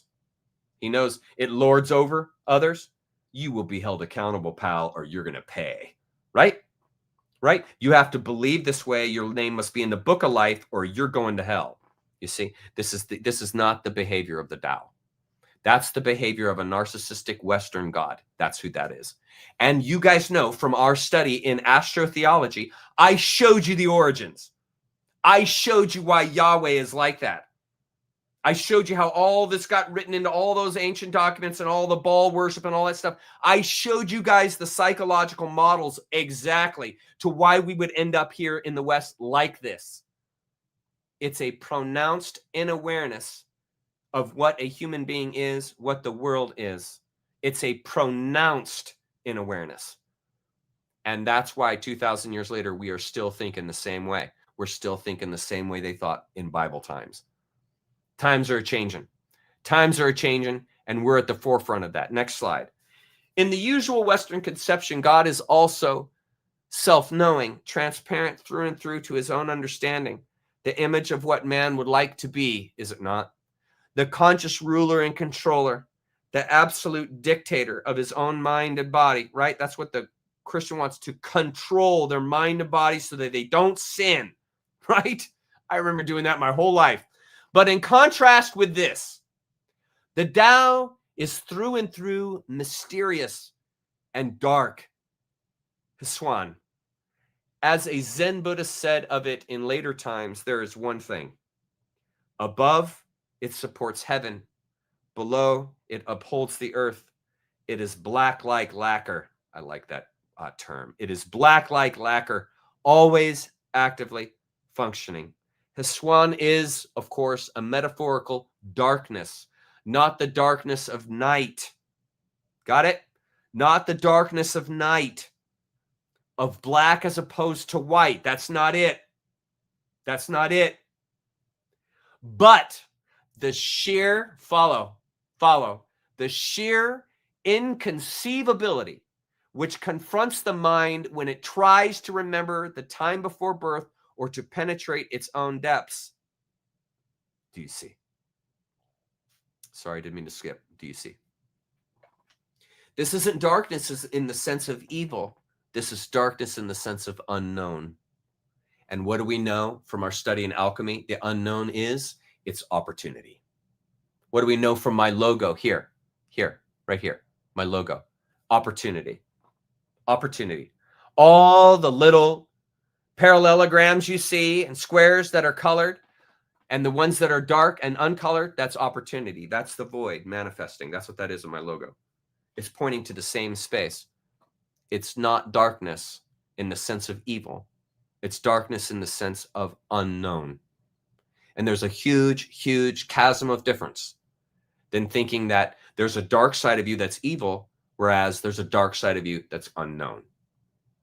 And it's the Western mind that wants you to think that you have that evil in you and it's stronger than the white and the light. So you need God, a savior, something to fix it. You see how this all goes back to core understandings, like I said at the beginning of this video, with Lombardi holding the football in front of the guys and saying, gentlemen, this is a football. I'm standing in front of you saying, ladies and gentlemen, reality is a wonder. It's a wonder.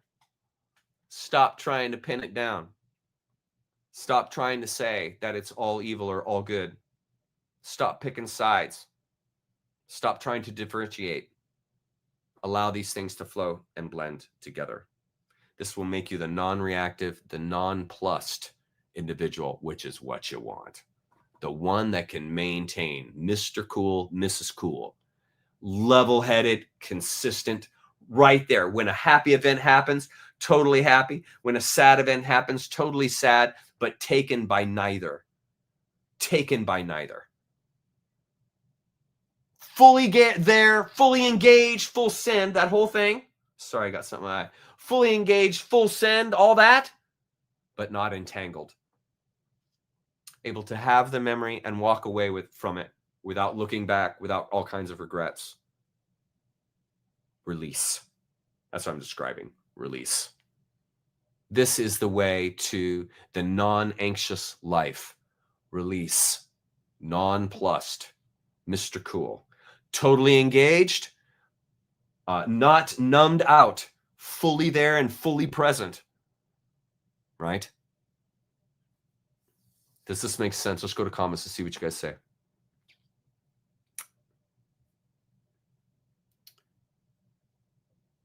Yeah. Hi, Stacy. What you got, love? Your shadow is legit to raise your awareness of, I believe. Yes. I'm just saying to not see it, what they're talking about here, as inherent evil. I'm saying that there's this dark side of people that's the unknown. And yes, there's evil in there, but that doesn't compose it. It's the unknown and the known. It's a deeper concepts, the white and black, right? It's the unknown and known. That's what I'm pointing towards. Yes, exactly. Observe, but don't absorb. Absorb in the sense of what you learn that's efficacious. Definitely absorb that and integrate that, but absolutely not all of it. Yeah, right on. Right on. Love it. Thank you so much. Right on. Here, what's this? Entanglement is a kind of binding, like the alien Jesus on his cross. Yeah, it's easy to get entangled. Yeah. So many release and confused with disassociation, new age. Yeah, I don't like that whole new age thing. It's a bunch. Yeah, I don't get with that. I feel the same way about it as I do Christianity. Experience is the dance of my unconscious. Yes, beautiful. Observe but don't react. I love you guys. I mean, my chat group is so freaking on it. Look at these folks, man. Observe, don't absorb. Love that. Exactly. Exactly. Thank you, Stacy. For sure, it's not evil. A lot comes from trauma reaction. Exactly.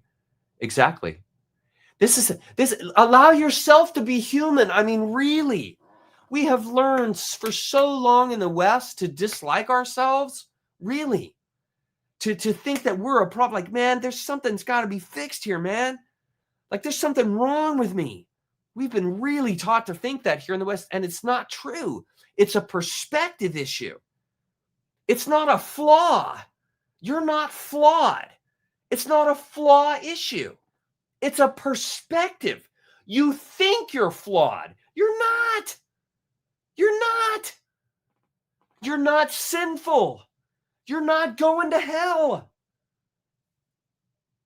These are These are control agencies. They're institutions, societies to compress you, suppress you, keep you from developing. Yeah. Here, release and let go, just flow, for you're on the attire chuck, whatever that means. Thank you. Yeah, observe without attachments. Don't get married to any one idea. Exactly. Yes. You guys, I swear to God, you guys are so on it. Look at these comments. Seriously. And we got esoteric humor, which is awesome. Okay. You have blind spots, not flaws, Lancelot, love. Okay? You're not flawed. Okay, you're not flawed. It's a perspective. Listen, if you were flawed, once you had the perspective of the flaw, you can't correct it. You're flawed, right? But see, since you have perspective is larger than any kind of flaw you think you have. So widen your perspective and you eliminate your flaws. You see, we fight. We fight here in the West to stay sinners. I'm not saying you're saying that, Lancelot. I'm just saying that many people do, because they're so convinced that there's something wrong with them. They're born sinful. They think they're flawed. You're not. You're just needing to mature. There's no flaw in the baby. They just don't understand how to live appropriately in this society, and they will figure it out the hard way like we all do. But there's nothing wrong with the baby. There's no flaw. The concern comes when they're trained and indoctrinated with words, they'll develop this idea that they are flawed. You see? But they're not. It's a matter of maturing. It's a matter of awareness. Because, in my opinion, the human heart is to be trusted, and it is the human heart that motivates. It's the mind that gets in the way. True motivation, authentic motivation that never is tired, that comes from the heart. Because the heart doesn't know what tired means. The heart doesn't know what it means to be exhausted. That's why it flows. It's a wellspring your entire life till the day you die. You still are creative. Okay. And so try this idea, Lancelot, which is it's simply a perspective issue. You're not inherently flawed.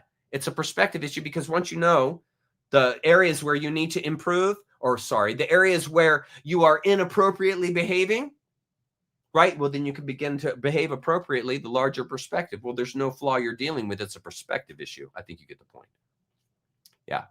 There's no character defects, just characteristics. Thank you. Thank you, esoteric.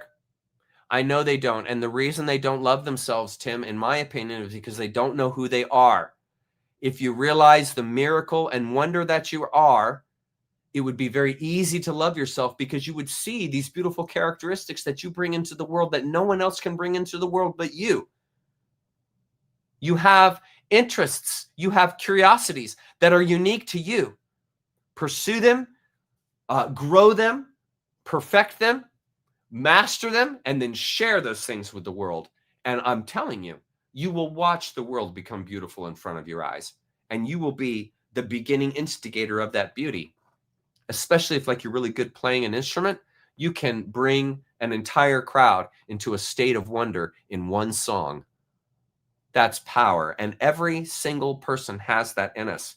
When you discover your gifts, you can amaze people with your gifts. And that's in every single one. We all have one. We all have gifts. Every one of us. It's just simply a matter of finding it. But it's there. Yes. Okay. Here. Wow. Thank you. You're welcome. See, it's passion. Vitchmaster. It's passion.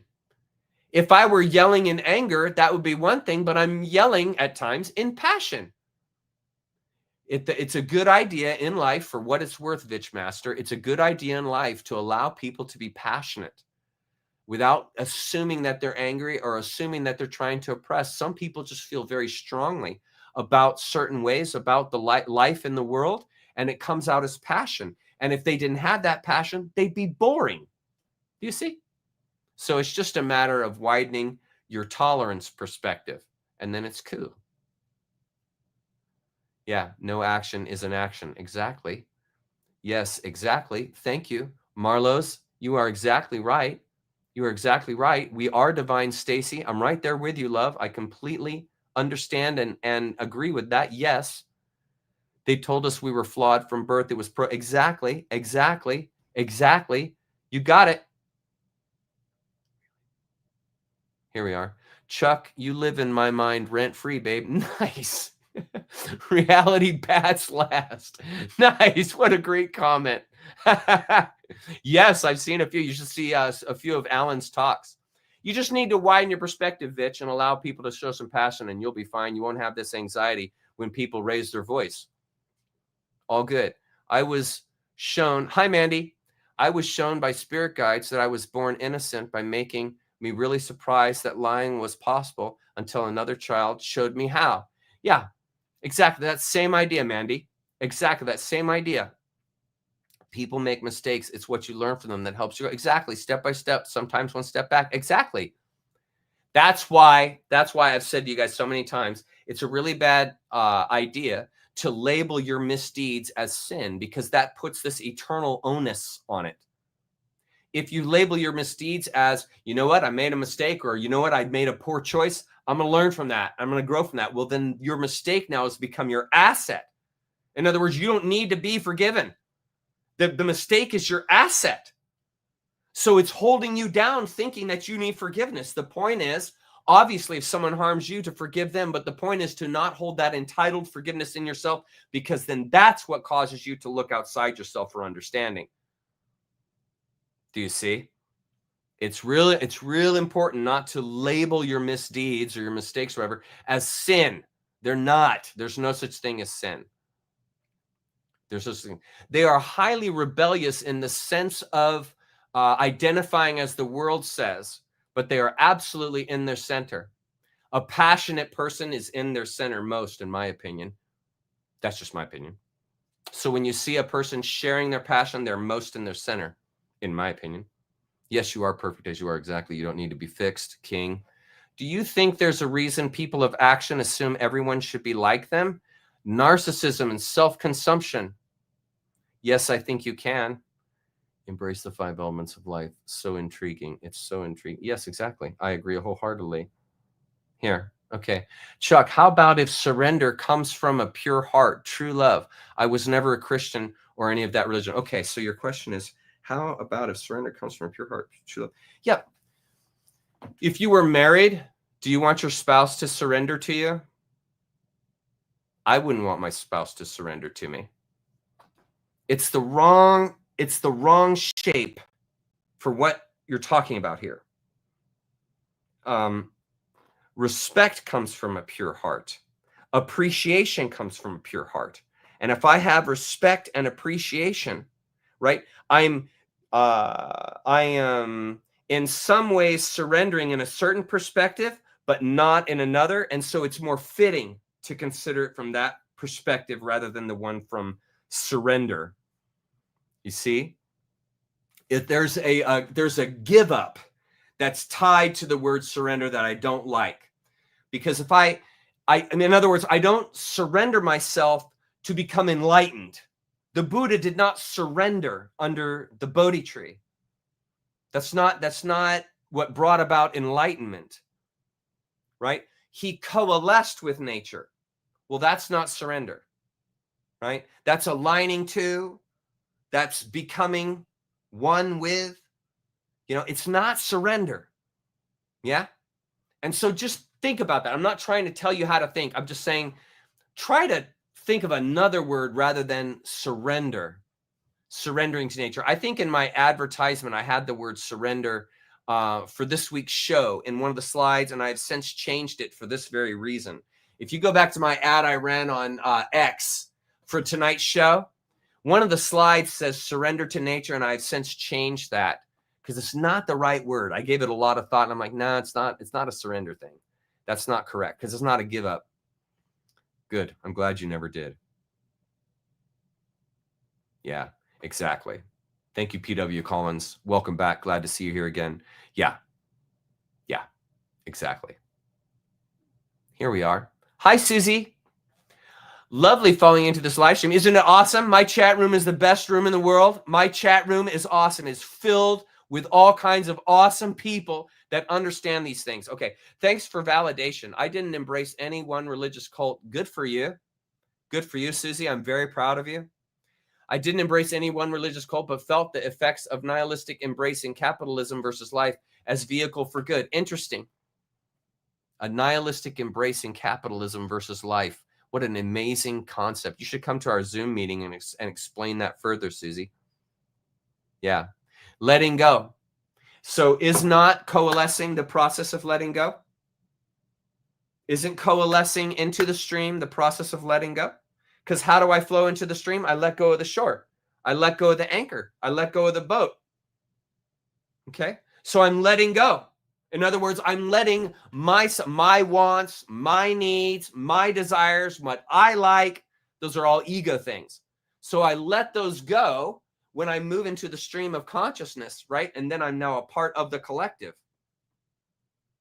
It's no longer about me. It's about being part of the flow, of the stream of flow. And this is when nature renders its bounty to you, when you are in the flow. And how could nature render its bounty to you if you weren't in the flow? If you're holding to the shore, holding to beliefs, holding to the boat, you can't learn anything there. You have to give yourself to the rapids to learn. What is this? I love you too, Rick. Thank you. What is this? Christians. Hi, Kogi Carol. Kogi Carol, I like that. Christians tend to use relationship for conversation equals conditional love. Yeah, I have a big thing with the whole the Bible's love or Christian love, that the Bible is communicating an unconditional love, and it's not. It's a conditioned love from the Bible. It says the love is unconditional once you believe you're a sinner, once you accept the gift of grace, once you pray the prayer, then it's unconditional. Commit any sin you want, you're forgiven. But if you don't believe, if you don't say the prayer, if you don't align to the values, right? You're out. You're out. And that love is conditioned. The one that says you have to align this way and then you get the grace, that's not grace and it's not love. You see? Okay, here we go. Let's look at this. Catlin Kiss. Surrender from the idea of competing. That's letting go. Stop fighting or dominion over. That's letting go. And let cooperation, harmony with nature prevail. Exactly. That's letting go. It's not surrender, Catlin. It's letting go. It's not, to me, when I see the term surrender, I'm thinking bowing, asking for forgiveness, right? Surrendering, like throwing out the white flag. I give up. I'm out. I give up. I'm your slave now. I'm your captor now. That's what you do when you're surrender. You're surrendering to the enemy, right? And that's inappropriate for this concept I'm talking about here. The concept I'm talking about here is coalescing, coming together, not bowing in front of anything, surrendering. It's co-mingling with, like uniting. So it's not a surrender concept. It's not a surrender comment. Here we go. Hey, Chuck, in your opinion, does life draw does life draw energy from you each and every day? A rinse and repeat cycle that becomes more noticeable as we age. I'm gassed in truth. Hi, Pablo. Well, first of all, you got to make sure you watch the race tomorrow morning. Just kidding. Okay, so, I mean, it's a flow. Think of it this way, Pablo. Okay. Have you ever in your life been involved in a project that was real important to you, but it took a tremendous amount of time? Maybe it's writing a book. So, I mean, it takes to write a book. I've written a book. It takes incredible dedication. It takes discipline. You get up every day and write. It takes discipline. It takes creativity. It takes motivation. It's all a flow. Now, I'll tell you this right now. When I'm in the flow that I'm in right now, which I told you guys at the beginning of the video, which was I'm following the exact same type of flow I did when I wrote my book, which is I wake up, go downstairs, pee, coffee, enema, straight to the writing room and start writing for hours and hours and hours and hours. Okay. That's the day. Okay. Well, that's tremendously, like, it takes a lot of energy to write like that. I don't know any of you guys that have written, when you're writing page after page after page, when you're done, it's like, you know, it's heavy. So that's a kind of exhaustion, but at the same time, it's extremely enlivening. Like when I finish my slides for the week and I see like what you guys are seeing, like these finished works of art that I've done, it's very fulfilling and energizing, but it's been extremely draining to do it because I'm doing it every single day, right? So there's a type of really good exhaustion, the type of exhaustion where you feel like, okay, I have contributed today. I have bettered myself today. I have walked into the space fearlessly today. And these cost me energy, yes, right? But they're so fulfilling. And so the energy is returned. This is the bounty I mentioned earlier. Nature renders her bounty to those who give themselves to nature. You see? And so the bounty you receive back are what I just described. And so I guess when it comes to truth in many ways, it's the idea that it's inexhaustible, but it takes a lot to suck it in. It takes a lot to integrate. So it's a give and take. I don't think there's a yes or no answer to that, Pablo, which is what I'm trying to point towards. It's more a give and take and a way that it is, because there are days when I finish all my slides that I'm extremely exhausted, but I still feel invigorated, you know? And so, yeah, I'm exhausted. Yeah. And yeah, I need to step away from the slides. Like at the end of the day, like after I've spent 6-8 hours on them, it's like, okay, I gotta get away from this. This was the same thing with my book. I'm too close to the book. I got to get away from it. So it's a give and take thing. And I think that's good. I think it feels good to exhaust yourself in some type of artistic gift. I remember when I used to practice drums every day, I felt amazing at the end of the day, even though I was really tired. Yeah. So I get it. It's kind of a balance thing.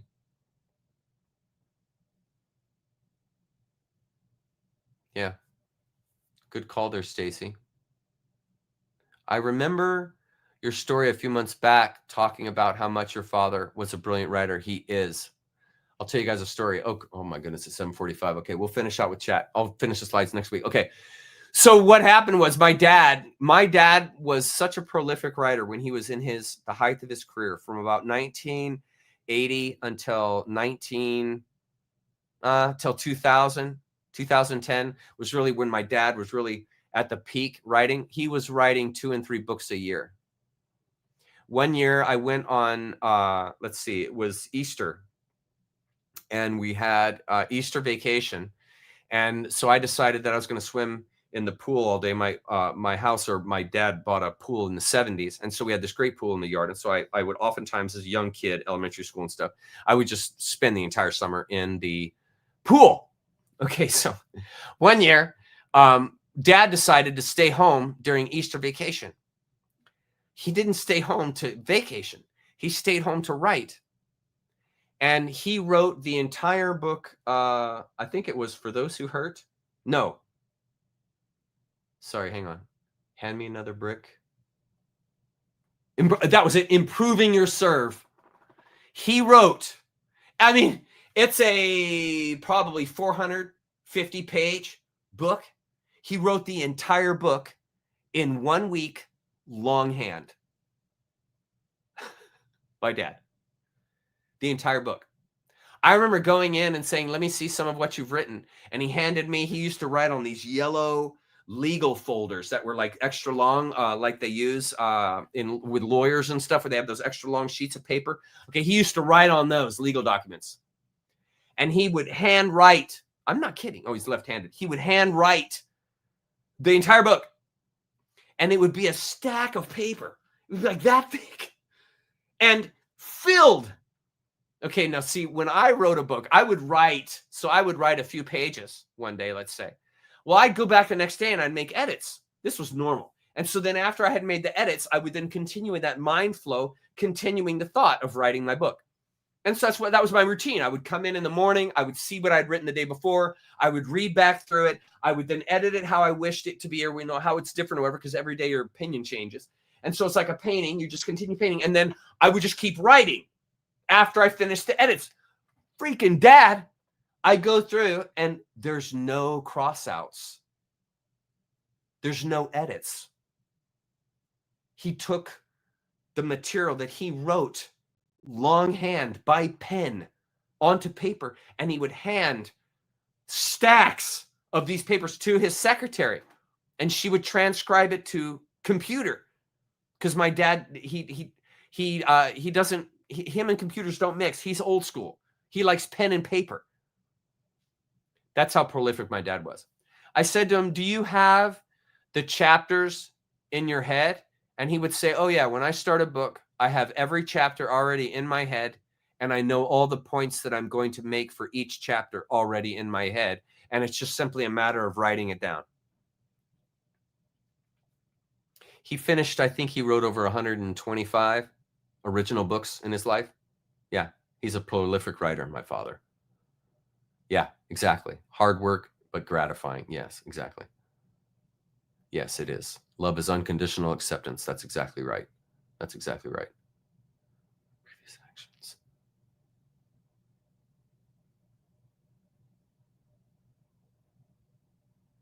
This is a really good question. Vitch, would you please come to Zoom? Would you please send me your email, Vitch, and please ask this question at Zoom? We're down to just 10 minutes, and I don't want to get involved in a heavy question like that, but that's a really great question. And I would love to dialogue with you about that at Zoom. You've asked some good questions tonight, and I would love to talk to you in person if possible. That would be great. Okay. I think we're about done for the evening. Does anybody have any more questions?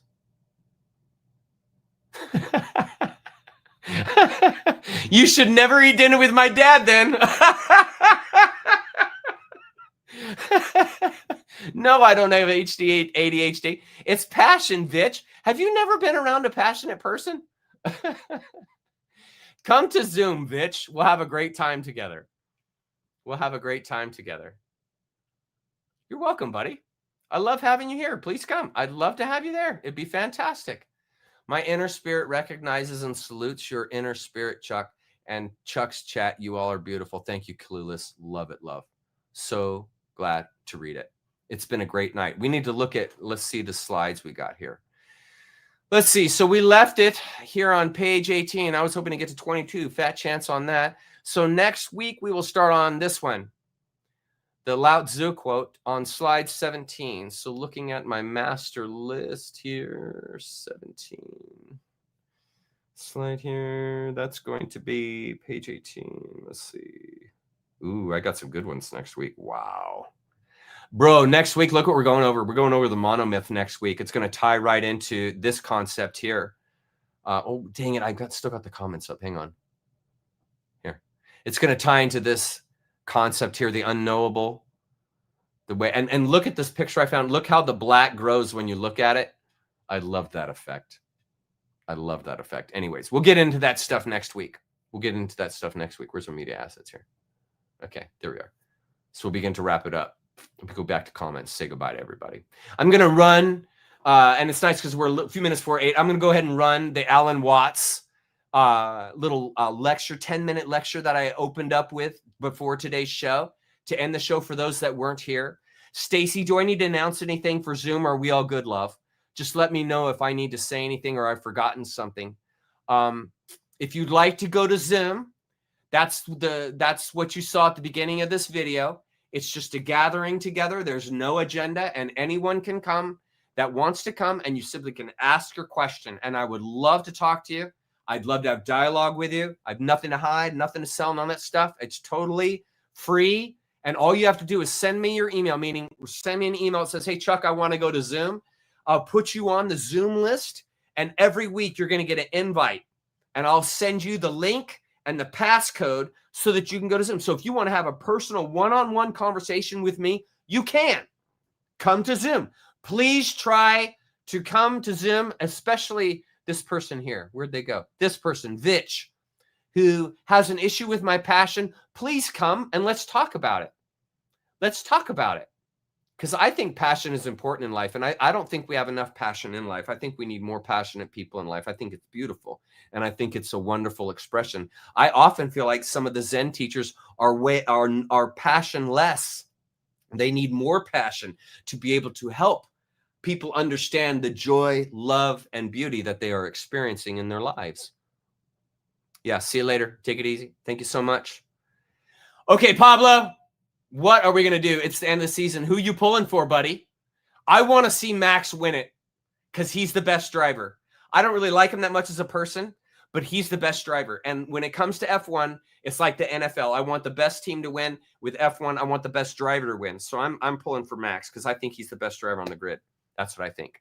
Yes, come to the Zim. Yeah, you're all welcome there. Come to the Zim. Please. Yeah, thank you so much for coming. I'm so glad that you like it. Please come. And absolutely, we will we'll meet up with you at 1 o'clock, and I'll send you the invitation. Piastri, you're pulling for Piastri. Nice, dude. I love Piastri. He's a great guy. What happened to him? Why did he start falling so far back mid-season? It doesn't make any sense. But I do like Piastri. I don't like Lando that much, unfortunately. I just he's not championship material in my opinion. In my opinion.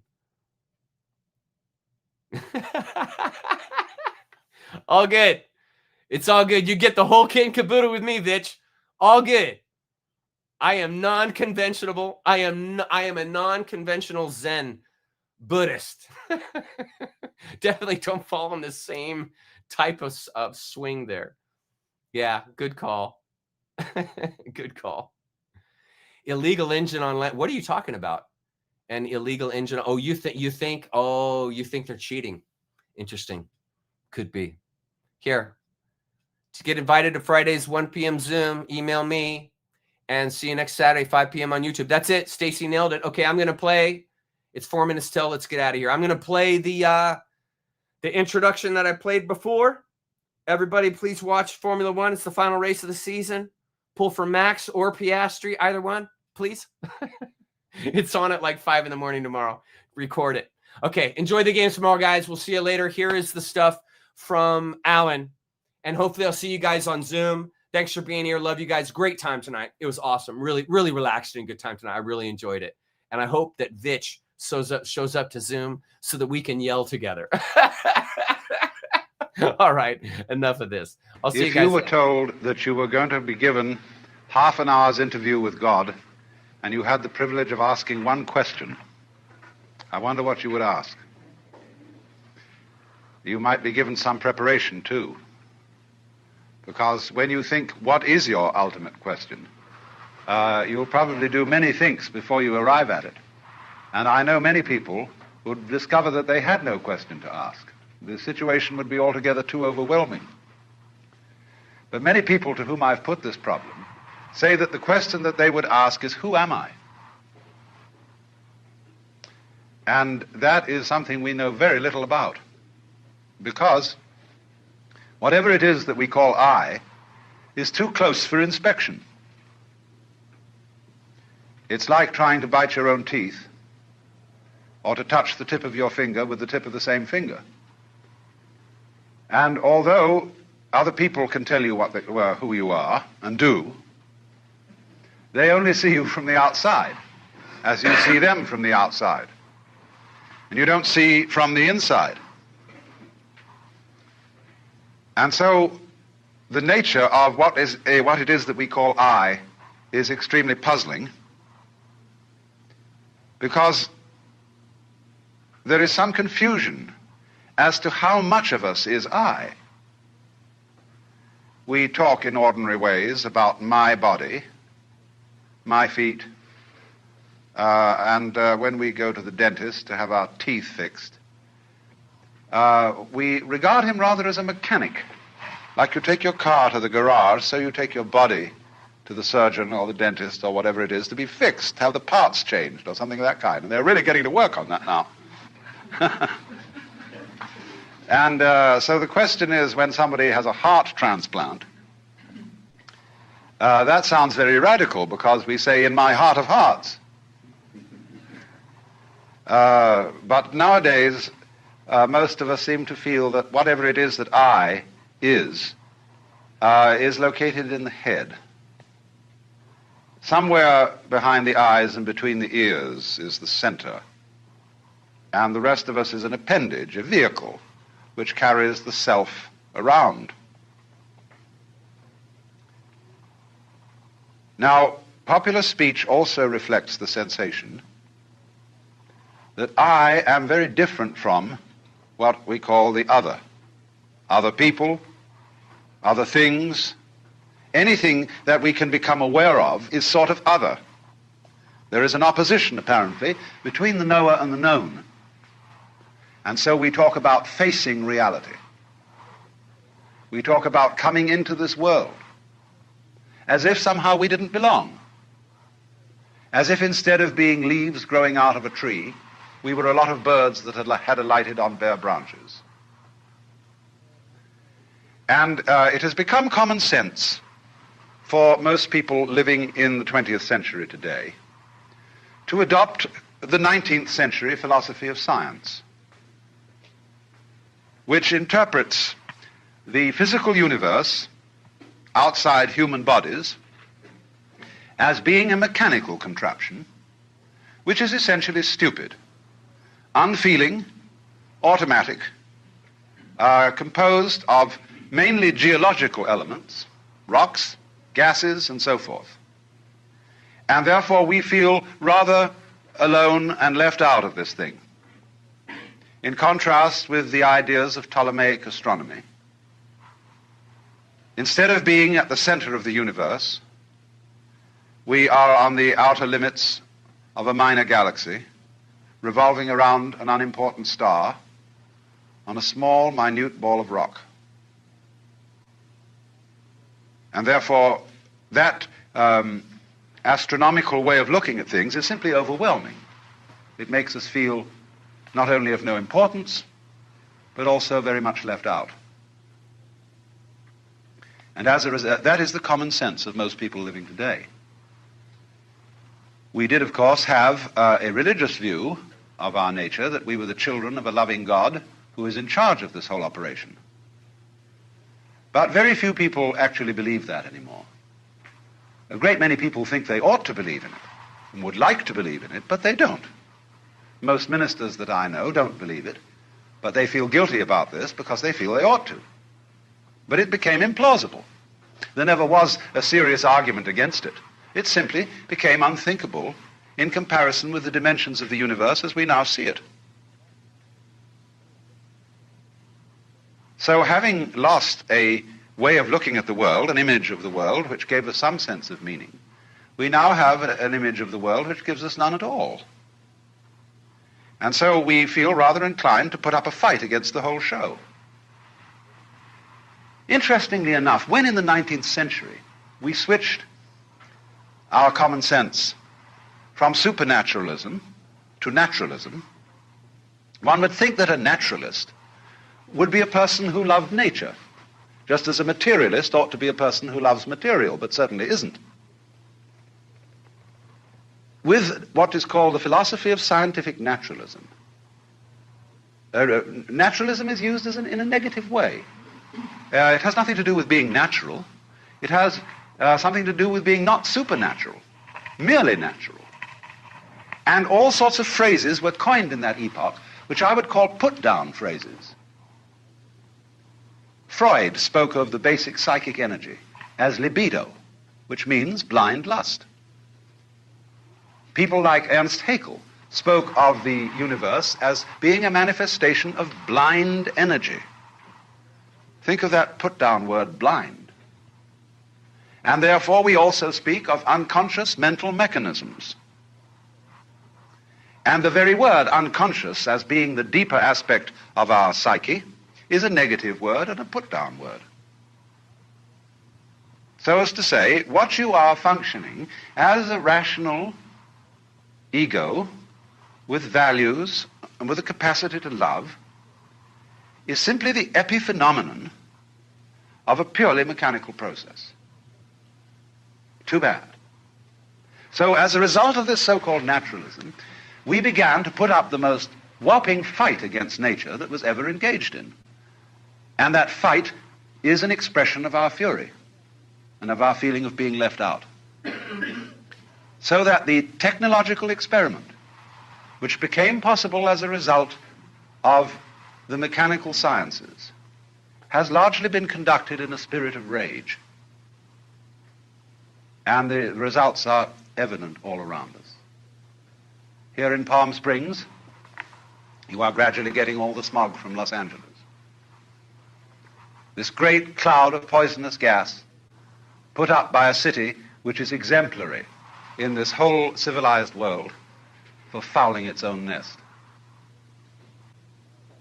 But we have done it by technology, by ruthless beating about of nature without consideration for what the scientist would call our ecology.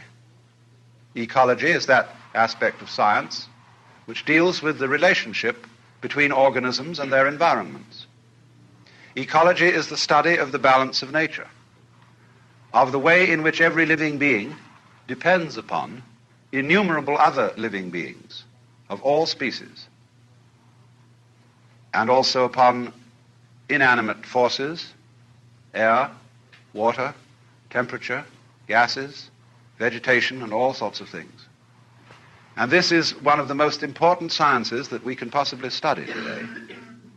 Because we are in a position where we realize that we cannot help interfering with the world. To be alive is to interfere. You must interfere. You cannot go back and say, hands off nature, let's leave it all alone. Because you're stuck with it, especially once you've started to interfere in a major way. We have so altered our environment that there is no hope for it but to go ahead. But we can, to some extent, change direction. But the only way that I can see of our effectively changing direction is through a transformation of the feeling that we have of our own existence and of what we mean by I.